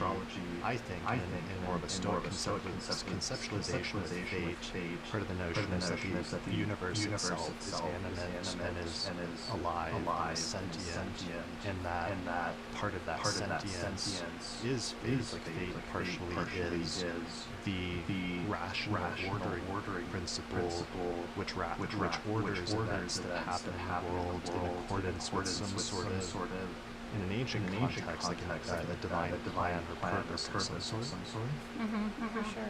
And I remember before I discovered astrology, I was a little bit depressed because I was very much like, is this all there is? And kind of like according to that, scientific, individualist, materialist worldview, it felt, a little like cut off from meaning, or just felt a little bit dead. And I remember when I discovered astrology, it's like that it works at all was enlivening, and it was kind of inspiring because it was like this says, I can see this in front of me. There's a little bit of empiricism there, like I can see in front of me that there's a correlation going on. And if there's a correlation going on, it means it's not things are not, And even if you don't know the specifics beyond that in itself is comforting, I think, especially in comparison, to the Right. Yeah. I mean, well, that was something we debated for a long time. Is I think I often took the existence and the fact that astrology works to imply that there is some sort of divine ordering principle in the universe, as opposed to the opposite, just like not being, because without astrology you don't necessarily have an inherent reason to think that empirically. And that's where like faith comes in. Most of the time, for most religions, it's just a belief in a higher power or in a god or deity of some sort, especially based on inherited religious traditions of different sorts. But that's one of the things that sets astrology apart, is it doesn't require faith in the same way that a straight up religion does necessarily, because you have this empirical element of looking at the correlations between celestial movements and earthly events and how that lines up with events in a person's life. And every time that works and it lines up, and the planets correctly predicted an important turning point in a person's life, it cues you into that there's something bigger going on in the universe, and there's something mysterious and like awe-inspiring about that. Just the bad things, like you said, but it's also the good things. So that means like you're fated, you may be fated at some point to meet the love of your life, fall in love and get married. You may be fated to like have a child at some point who is like your most important thing that you do in your life. You may be fated to achieve your career dreams or career success at some point in your life, and so on and so forth. It means all of the best things that will happen in your life are things that are in store for you, and that you've been in a trajectory to accomplish and to fulfill from the time you were very young throughout your life until you eventually achieve those things. And there's something very beautiful about that. That's the part of fate that we do culturally romanticize in like movies and books and other things like that, is the positive fulfillment of one's fate is a good thing, because why is that? Why do we? Because it's like not just because it's romanticized, but also because it feels like a good thing is promised, almost like a present is promised to you on your birthday that you finally get to open at some point in your life. Yeah, definitely. That's a good way of putting it. I think it also feels more meaningful because it was supposed to. And that's, if it was like a positive thing that you want to happen that was also supposed to happen, I think that somehow makes it feel more meaningful, which is, an interesting facet of, what we've talked about a lot, over the years of, the positive side of fate. Yeah. I mean, and I picked up a phrase late in the 2000s when I was first studying Hellenistic and Indian astrology together. I picked it up, I think, from some of the Indian astrology, the contemporary Indian astrologers. There's this notion of the natal promise, that there's certain things that are promised in the birth chart, and occasionally when those parts of the chart get activated by Time Lords or Dashas or transits or what have you, that the promise that was made at the moment of birth is filled and delivered, and that's like the beautiful side of things. Yeah. I think that genuinely does, take it back to what you're talking about a little bit ago here in the beginning of reporting, which was, I think it feels more meaningful to people because it's not just something positive that's happened in your life, it's something positive that was supposed to happen. And if it was supposed to happen, that means like that positive thing in your life is like connected to the larger universe. It's not just about like you doing your thing, right?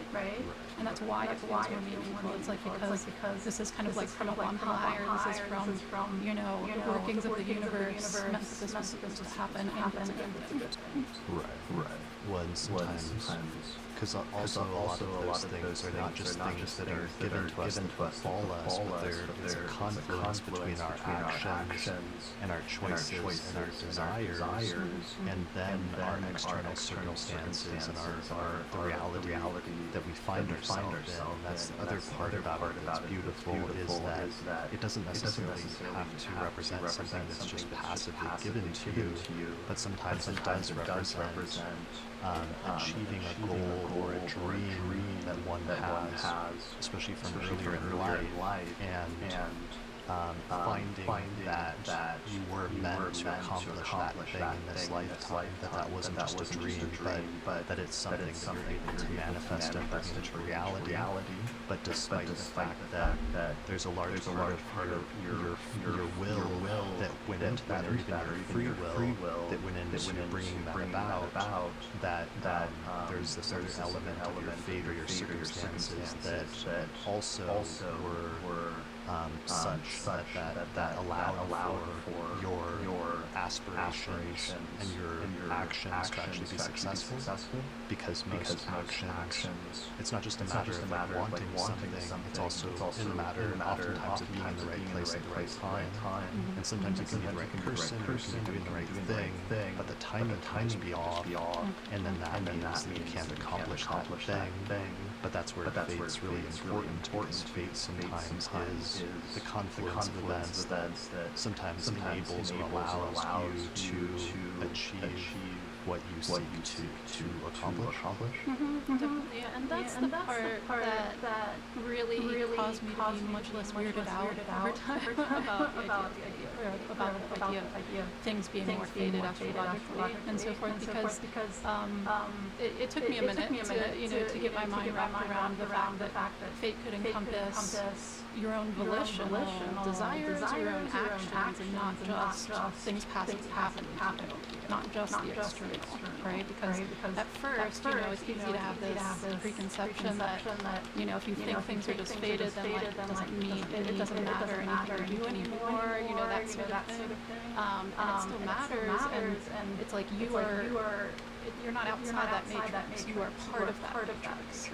Because of all those interconnections. And so you are supposed to take certain actions, or grapple with certain decisions even, right? That can be part of fate as well. And that part definitely just smoothed things out pretty entirely, because then I was like, oh, okay. So this is not, I'm not outside of this. This is just like we are all part of this, big mix, this big soup of like things interacting with each other, people interacting with each other's lives and timelines, and interacting with the timing of our own lives. And then you're still inhabiting, your own volition, and you are not simultaneously 100% in control of everything you're doing, which just common sense wise, if you think about it, you're just not, regardless of astrology, Right. Yeah. One of the concepts that the Stoics had that I've always appreciated and tied into astrology is they had this idea of that there's an external fate, but there's also an internal fate, and they used this analogy of like a cylinder to demonstrate the concept that imagine you have a cylinder that's like round and cylindrical, and it's placed at the top of a hill, and somebody gives it a push at some point in time, and then it rolls down the hill, and it's like the external fate of the cylinder is that it was in a circumstances where it was on top of the edge of a hill, so that it could roll downwards based on its external circumstances, and then it was given a push which is like an event or something external to it. But then because of the internal predisposition of the cylinder, the fact that it is cylindrical and predisposed towards rolling, meant that it would roll given those circumstances of being on a hill and getting a push. And I think there's something like that with astrology and all the birth charts, where the internal fate is the birth chart and our placements and the extent to which that describes some of our character and our internal predispositions, like how we're predisposed to act and to behave or to respond to things, just given, you know, our character and how we were raised and our psychology and our emotional state and different things like that, that are all oftentimes inborn, a mixture of inborn characteristics as well as ones we developed during the course of our life, but nonetheless they're internal.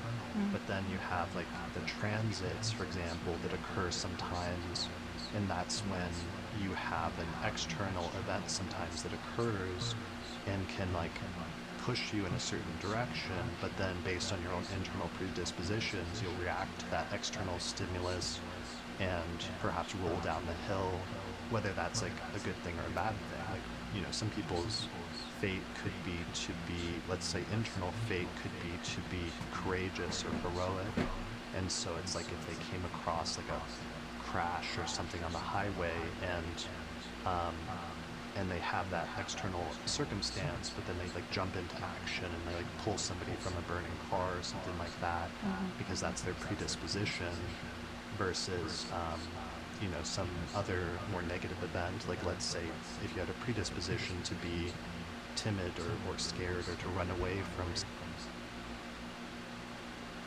because I've had that experience as well. And when it does happen, you know, if you're like in that position to have learned electional astrology, you know, trying to use good elections, and then you have that experience of like something just absolutely interrupting and causing you to like not be able to use that moment, it does feel very like deliberate. It's like, why did that just happen, you know? And it's like, you were not fated to use that good election, in fact. Yeah, and I try to actively pay attention to those things and to see where it's pushing me instead. And I've had, you know, over the years, you and I, we've had a few really famous examples of that. Like there was this one time I was about to move across the country, and you and I then weren't going to be able to see each other anymore, and I was trying to ship all of my books out to my friend's house, to Alan White's house. I was going to move out and live with Alan White because I was in bad circumstances and I didn't have a place to live anymore in Colorado. And I tried to ship my 5 or 6 boxes of books that I had packed up, and I took them to the post office, and then they said, no, you can't ship them for some trivial reason. It was like because I had packed socks, like in the book thing to pad my books, and they had asked me like, what do you have in the boxes? And I said, you know, books, and I, you know, so there's some socks or something, and they're like, well, you can't send that through media mail, which is the discounted rate, so it's going to cost me way too much to send it. So I had to go home and like repack it like the next day or something like that, or like a few days later. And then I went back and I repacked it, and I like packed it with a newspaper or something like that. And then I went back to the post office and tried to send the books to begin the process of moving all the way across the country to like South Carolina where Alan was. And then they're like, okay, what do you got in here? And I said that, you know, books and, you know, there's some newspaper or whatever. And like, they're like, well, no, you can't ship via media mail if there's newspaper in it, or like something like that. And basically they sent me back again saying there was some trivial reason that I couldn't ship my books. And I called you or messaged you, and I was like, there's something stopping me from like moving, and I don't know why. And that happened like 2 or 3 times. It was getting kind of ridiculous. And then after the second or third try, a friend of mine called me up and then said that I'd been trying to get a hold of for a month, but I'd lost touch with, and I didn't think he was going to get back to me. And he said he had a couch, he had a whole room I could sleep in, and to come stay at his guest room, and that allowed me to like stay in Denver, and then like we stayed together, and yeah, and then it created a whole series of events over the past almost 20 years now, but it was this really notable moment where I could notice that I was trying through my own actions to do something, but my actions were being blocked by an external set of circumstances or fate that was outside of my control, that was instead trying to nudge me back in a different direction. Right. Yeah, I remember that so vividly because you texted me. I think you did try to go 3 times to the post office and send them, and you were like, Lisa, something weird is happening. The books won't go. They just won't. I'm trying to send them and they will not go. Like, I don't, for some reason, I'm not being able to do this. It's like I'm not supposed to or something. Right. Yeah, and I think that's important because it's other class of things I try to pay attention to sometimes, which are like omens about what your fate is supposed to be, or what direction the universe more broadly as some kind of like sentient thing is sometimes directing you towards.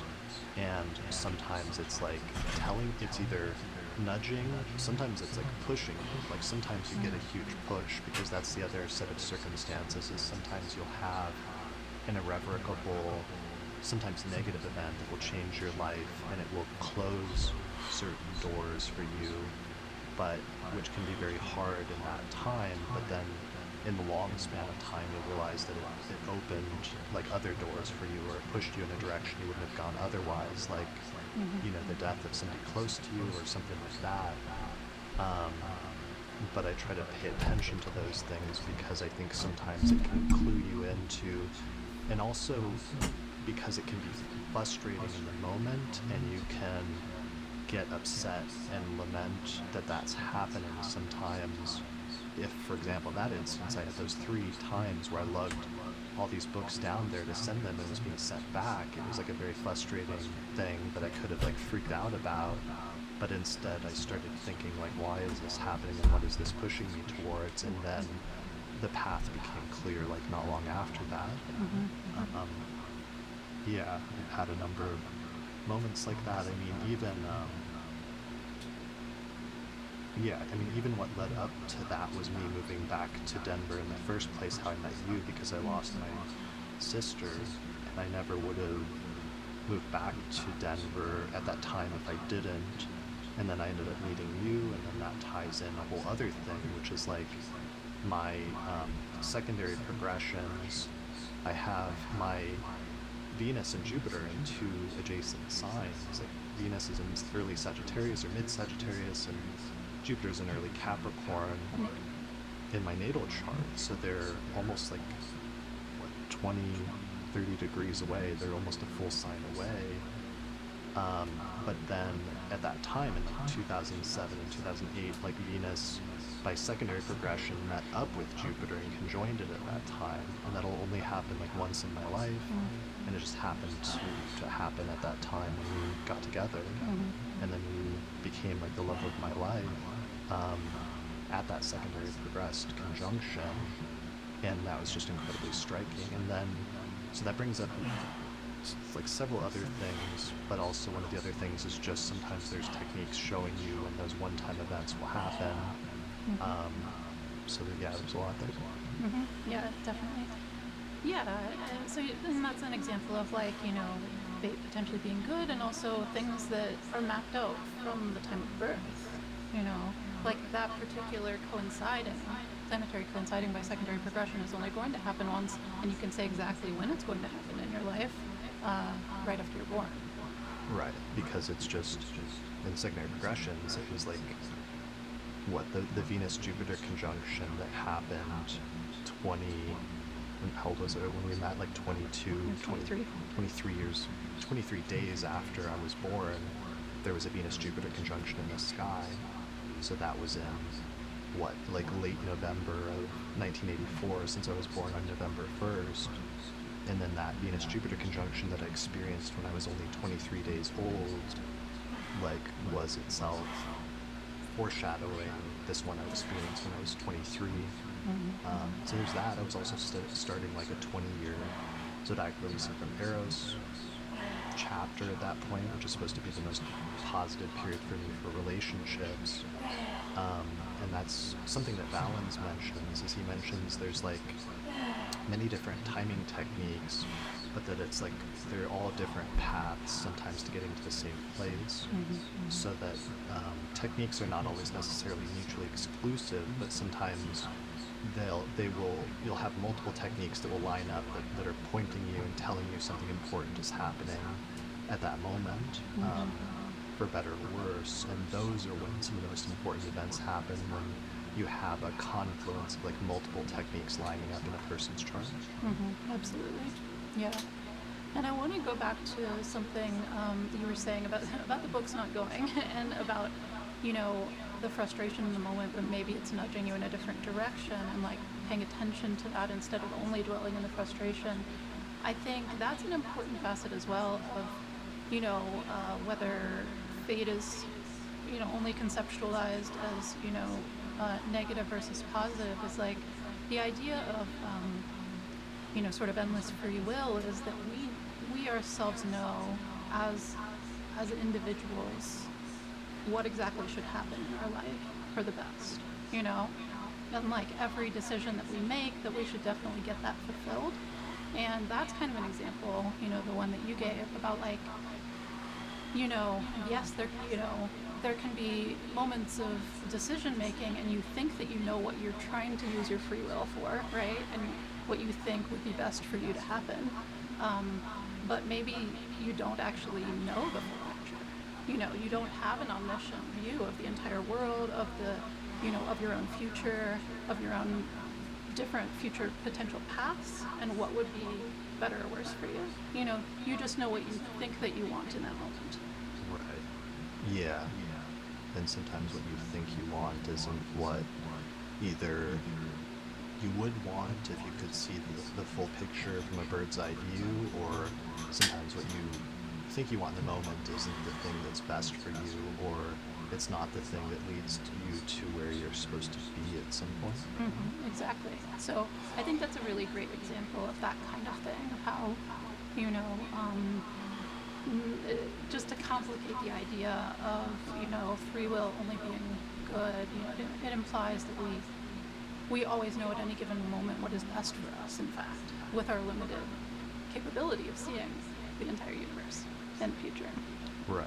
I mean, there is a broader issue. There is a thing where, with fate, to use certain techniques that work for us and seem to work in our chart, and we tend to not use techniques that we haven't found to line up very well with our chart in our life for whatever reason. But sometimes when you learn different approaches to astrology, it can give you a completely different perspective on your life and on your fate, and sometimes it can be interesting to see that there are different perspectives sometimes on one's chart that can be, if not equally true, at least giving you a vantage point that might be true in some way that you don't anticipate at first. Yeah, absolutely. Yeah, for instance, there were definitely things that I did not realize were indicated in my chart until I learned, like, the things that I learned later, you know, in my journey as an astrologer. And yet there are also certain things, conversely, that I learned very early on that I still use, you know. And so, I mean, you know, both our lives and our charts are multifaceted in that way, for sure. Yeah, multifaceted. And, you know, for me also, that's why I think it's a good idea to like study many different approaches early in your studies so that you have a wide vantage point and then can decide what approach you want to take and what you want to like really come to specialize in. That you should like learn widely and then choose an approach that you want to specialize in and really hone that in. But then for me now, later, that means I've got my selection of specific techniques that I like to use that are my favorite techniques that I've always found are the most reliable or important. But I know there's like other techniques out there that occasionally like I'll get a glimpse of and I'll see just like how compelling they can be in showing things that either echo techniques that I already use or could give a different perspective or information that maybe I don't have access to. Like let's say like asteroids, for example, or fixed stars or something like that I don't use very regularly, and I'll like see that and see that that's impressive and sort of know that there's other stuff out there I could be using, even though ultimately like I'm confident and feel fine just using the techniques that I really feel the strongest with and feel the most compelling to me. And I don't know what my point is. Like, one of the points is just that it's okay sometimes to like develop a system or an approach to astrology that you really like, and it doesn't necessarily invalidate other approaches, because ultimately astrology is so complex that there's many different ways that you can look at things. Yeah, absolutely. As you were talking, I was just thinking astrology is like that Walt Whitman quote, like, you know, do I contradict myself very well? I contradict myself, I contain multitudes. And it's like, it's that kind of thing. Like, astrology is very large, actually. You know, and there are different traditions, different techniques. You're never actually going to master all of it, like be particularly proficient at all of it equally. So it is good to, you know, like specialize in something that you feel is like very repeatable, you know, and works well for you when you look at charts. But it's also equally good to like keep an open mind that there are other things that perhaps you haven't, you know, other approaches to astrology or other techniques, for example, that you either haven't studied as much personally, or you just haven't delved into or haven't had the time or what have you. That could also give interesting insight.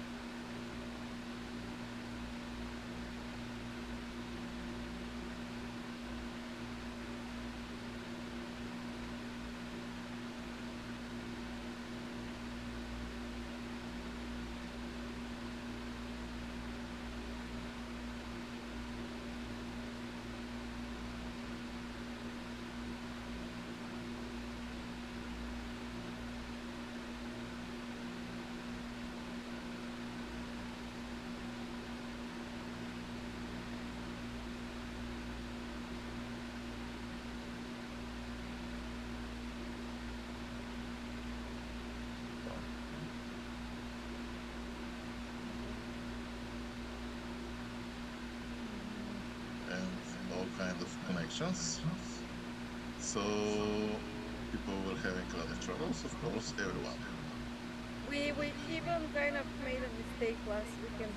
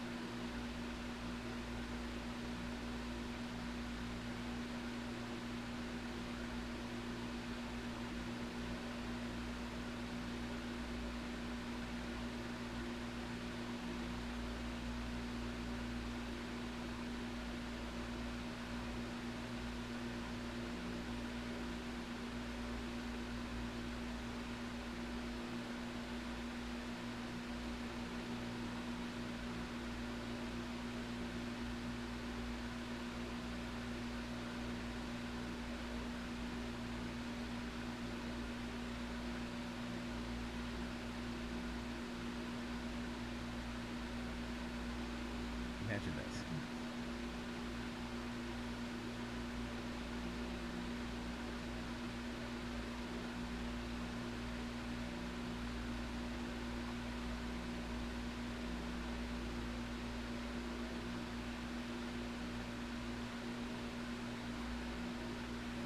You're stepping down out of the sunlight into this vast, dark, subterranean world.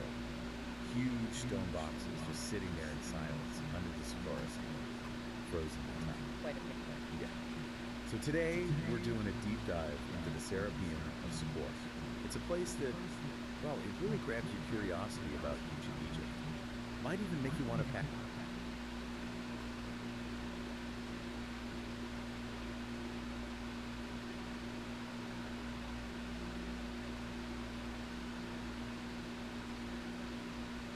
Tons.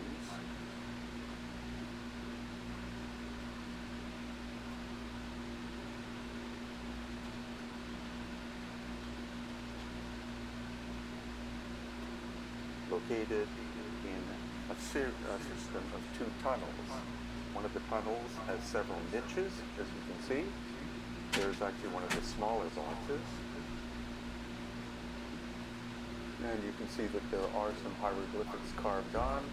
It's our assertion that the dynastic people found these massive boxes, and on, I believe, 2 or 3 of them, they carved hieroglyphics, but the original boxes had no hieroglyphics whatsoever. Here is one that was never completed. Its lid is actually in the hallway, so each one is in a different stage of completion. Some complete. This one obviously roughed out, as you can still see the tool marks on the lid. And then here is another one. You can see that the lid is on, and it would have fit quite snugly onto the box itself, but it too was never complete. Here's another one in a very rough stage. And the theory we have is that the boxes would be worked on, and then a series of cataclysmic events happened which stopped the work at the Serapeum. Here's another one with its faceted lid. You see the 2 notches on the lid, possibly used for opening and closing it. And also all of the boxes except 2 were found, actually 1 were found in their niches, but we're going to see that there was one that is in the other hallway, and it is separate from its lid.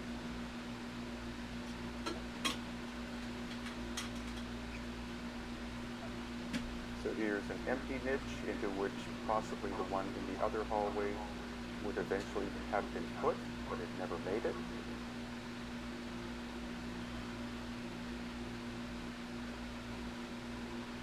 And now we're walking down through the main tunnel hallway. We're going to look at some other of the boxes in their niches as we go. The lack of soot marks on the ceiling infer, once again, that there had to have been some kind of artificial light present in order to maneuver the boxes into the Serapeum, down through the hallway, and into the niches. And here is another niche. It likely was made for another box, possibly that is in a different location. Now we're looking at one that is almost complete. It doesn't quite have the polished surfaces that we'll see in other boxes. You can see the lid is on. The curious thing is that all of them, except for one, were found with the lids ajar. Now, taking into account that some of the lids weigh 30 tons, it's mysterious as to why they were found partially open like this. And here we have another one. You can see this one is complete or almost complete with a relatively highly polished surface. Unfortunately, the people who work there don't go in and clean the boxes, which would be nice, so there's a fair bit of dust on the surfaces.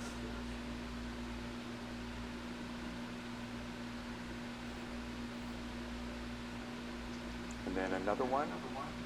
Once again, you can see that the lid is ajar. some of these boxes are granite, but other ones, this one could possibly be diorite, which is a granitic stone. The location of the quarry is most likely Aswan, which is in the farthest southernmost point of Egypt, but our geologist speculates that some of this stone, or maybe all of the stone, could have actually come from the Sinai area, which is far to the east in Egypt.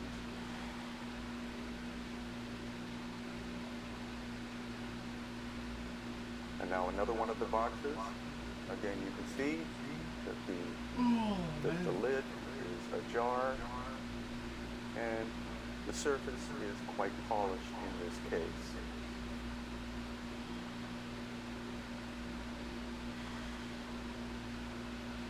And yet another niche. This one as well, you can see the high polish on that facet, on the lid.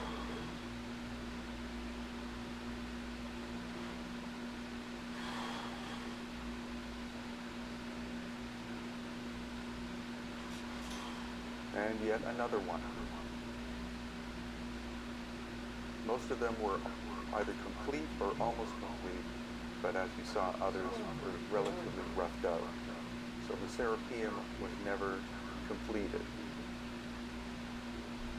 And here we see another one of the niches and the relatively highly polished surface with the lid ajar.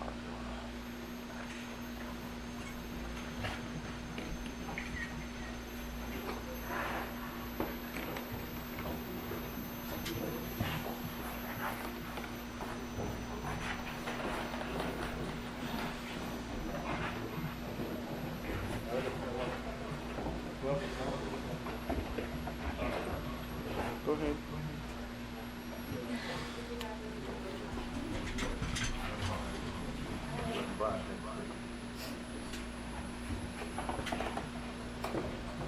So this is the one that has the hieroglyphics.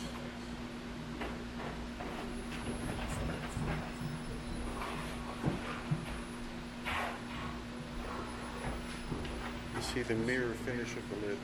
Oh man. Look at that.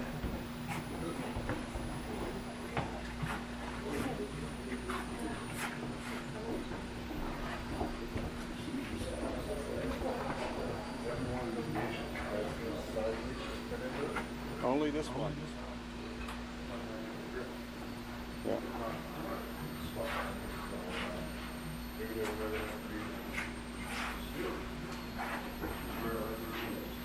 So here's where the side niche is indented, so the lid can rotate.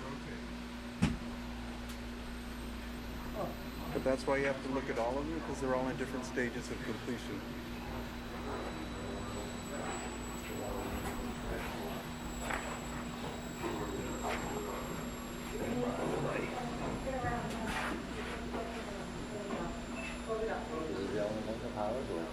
Yeah.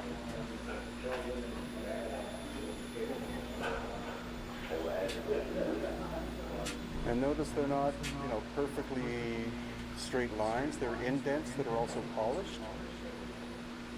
So that could have been the way to do the final tuning, is to do this.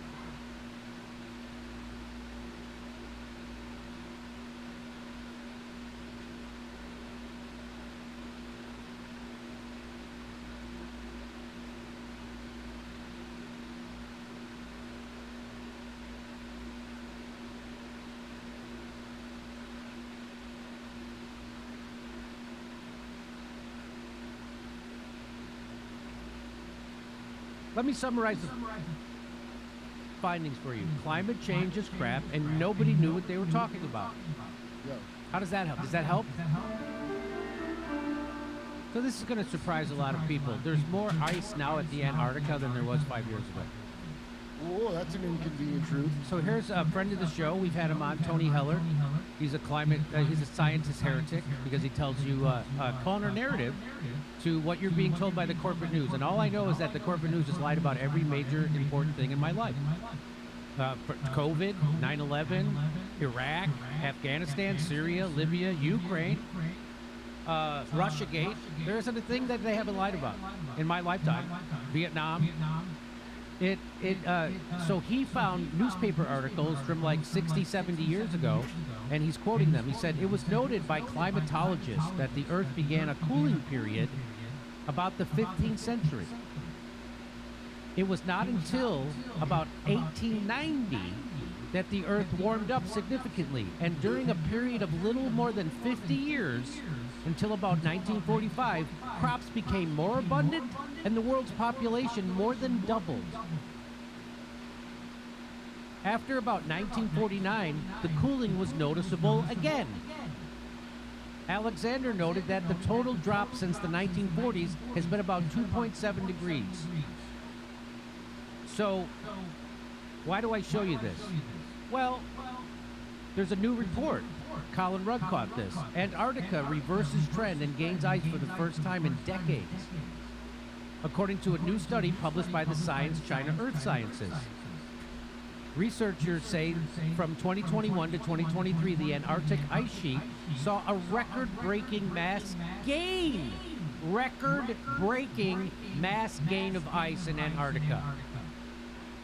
So what this tells me is their models are all wrong. By the way, climate change is all based on models. So they don't know, they didn't predict, nobody predicted this. So how can you believe their predictions going forward? It's all based on models. And there's a thing called climate gate. Whatever you do, don't look into what that was. Don't ever look into it. So research, it's Tongji University. I think that how you say that? Yeah, Tongji University researchers say satellite gravimetry data show that from 2011 to 2020, the Arctic sheet lost 142 gigatons of ice per year. That trend flipped. It didn't flip. Why? What? How could that possibly be? Things are getting warmer, I'm told. It's hotter. Every year is the hottest one on record. There's more plants than ever. There's more plants than ever right now because of the increase in carbon in the atmosphere. That also means there's more plants, which also means, don't tell anybody, there's more oxygen. The Earth is way greener than it was 20 years ago. Did you know that? By about the size of the United States. That's how much more greenery there is on the planet. Because there's more carbon in the air. The trend flipped between 2021 and 2023 when the ice sheet allegedly gained about 108 gigatons of ice per year. Most of the gains are in East Antarctica. Scientists say much of the gains are linked to precipitation patterns, which could be temporary. Well, you know what, Jimmy? Jimmy jokes about it. Yeah, wow. It looks like blotting out the sun in the UK does help. I stand corrected. We suddenly get this great news after they blotted out the sun. Yeah. So Antarctica is actually increasing its mass of ice. Are you trying to tell me that all the leading bow tie scientists were not only wrong, but they were identically wrong? Well, as long as they were only identically mistaken and not identically paid off, then I guess we can forgive them. They were identically wrong? So here's what we're talking about. I went and got this article. Antarctica ice sheet records surprising mass gain after a decade of accelerated loss. So here we're losing, all of a sudden, boom! Abrupt gain. Why? Oh, well, I thought there's more carbon in the air. Yeah, there is. I thought the place was, well, we don't know. I guess Greta Thunberg should have went to school. Aha! So I've been saying for a while now that the Earth has been getting cooler, and by that I mean it's more popular, able to talk with women and not Thank be you for awkward. being here. Appreciate it.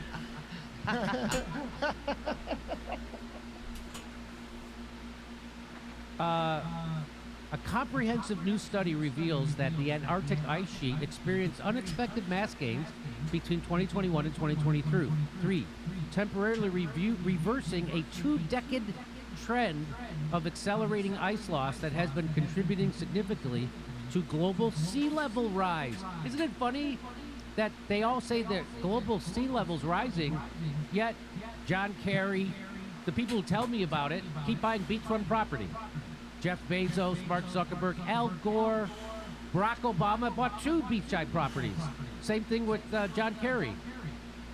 This remarkable shift, it's a remarkable shift, comes after analysis of 22 years of satellite gravimetry data showing pronounced mass loss acceleration in several critical East Antarctica glacier basins. That's my whole band. And don't, by the way, don't come at me with that stuff explaining that it's because of the chemtrails, because it happened way before they showed up. Bill Gates has as much to do with saving humanity as your golden retriever has to do with guarding your leftovers at the table, okay? He's a devil's flaccid dick in a sweater. That's what Bill Gates is. Well, if it did help, wouldn't they be saying how their great idea That's helped right. and celebrating Bill Gates with his Nobel Prize for making the ice come back? Researchers from the Tunji University, led by Dr. Wang, I wish my name was Wang, and Professor Youngzao Shen, have documented these dramatic fluctuations using data from the GRACE Gravity Recovery and Climate Experiment satellite mission. Their findings, published in Science China Earth Sciences, Science China Science, provide crucial insights into Science China Sciences, Antarctica changing. So the study identifies 3 distinct periods of Antarctic ice mass behavior over the last 2 decades. And if you're wondering, I say decade because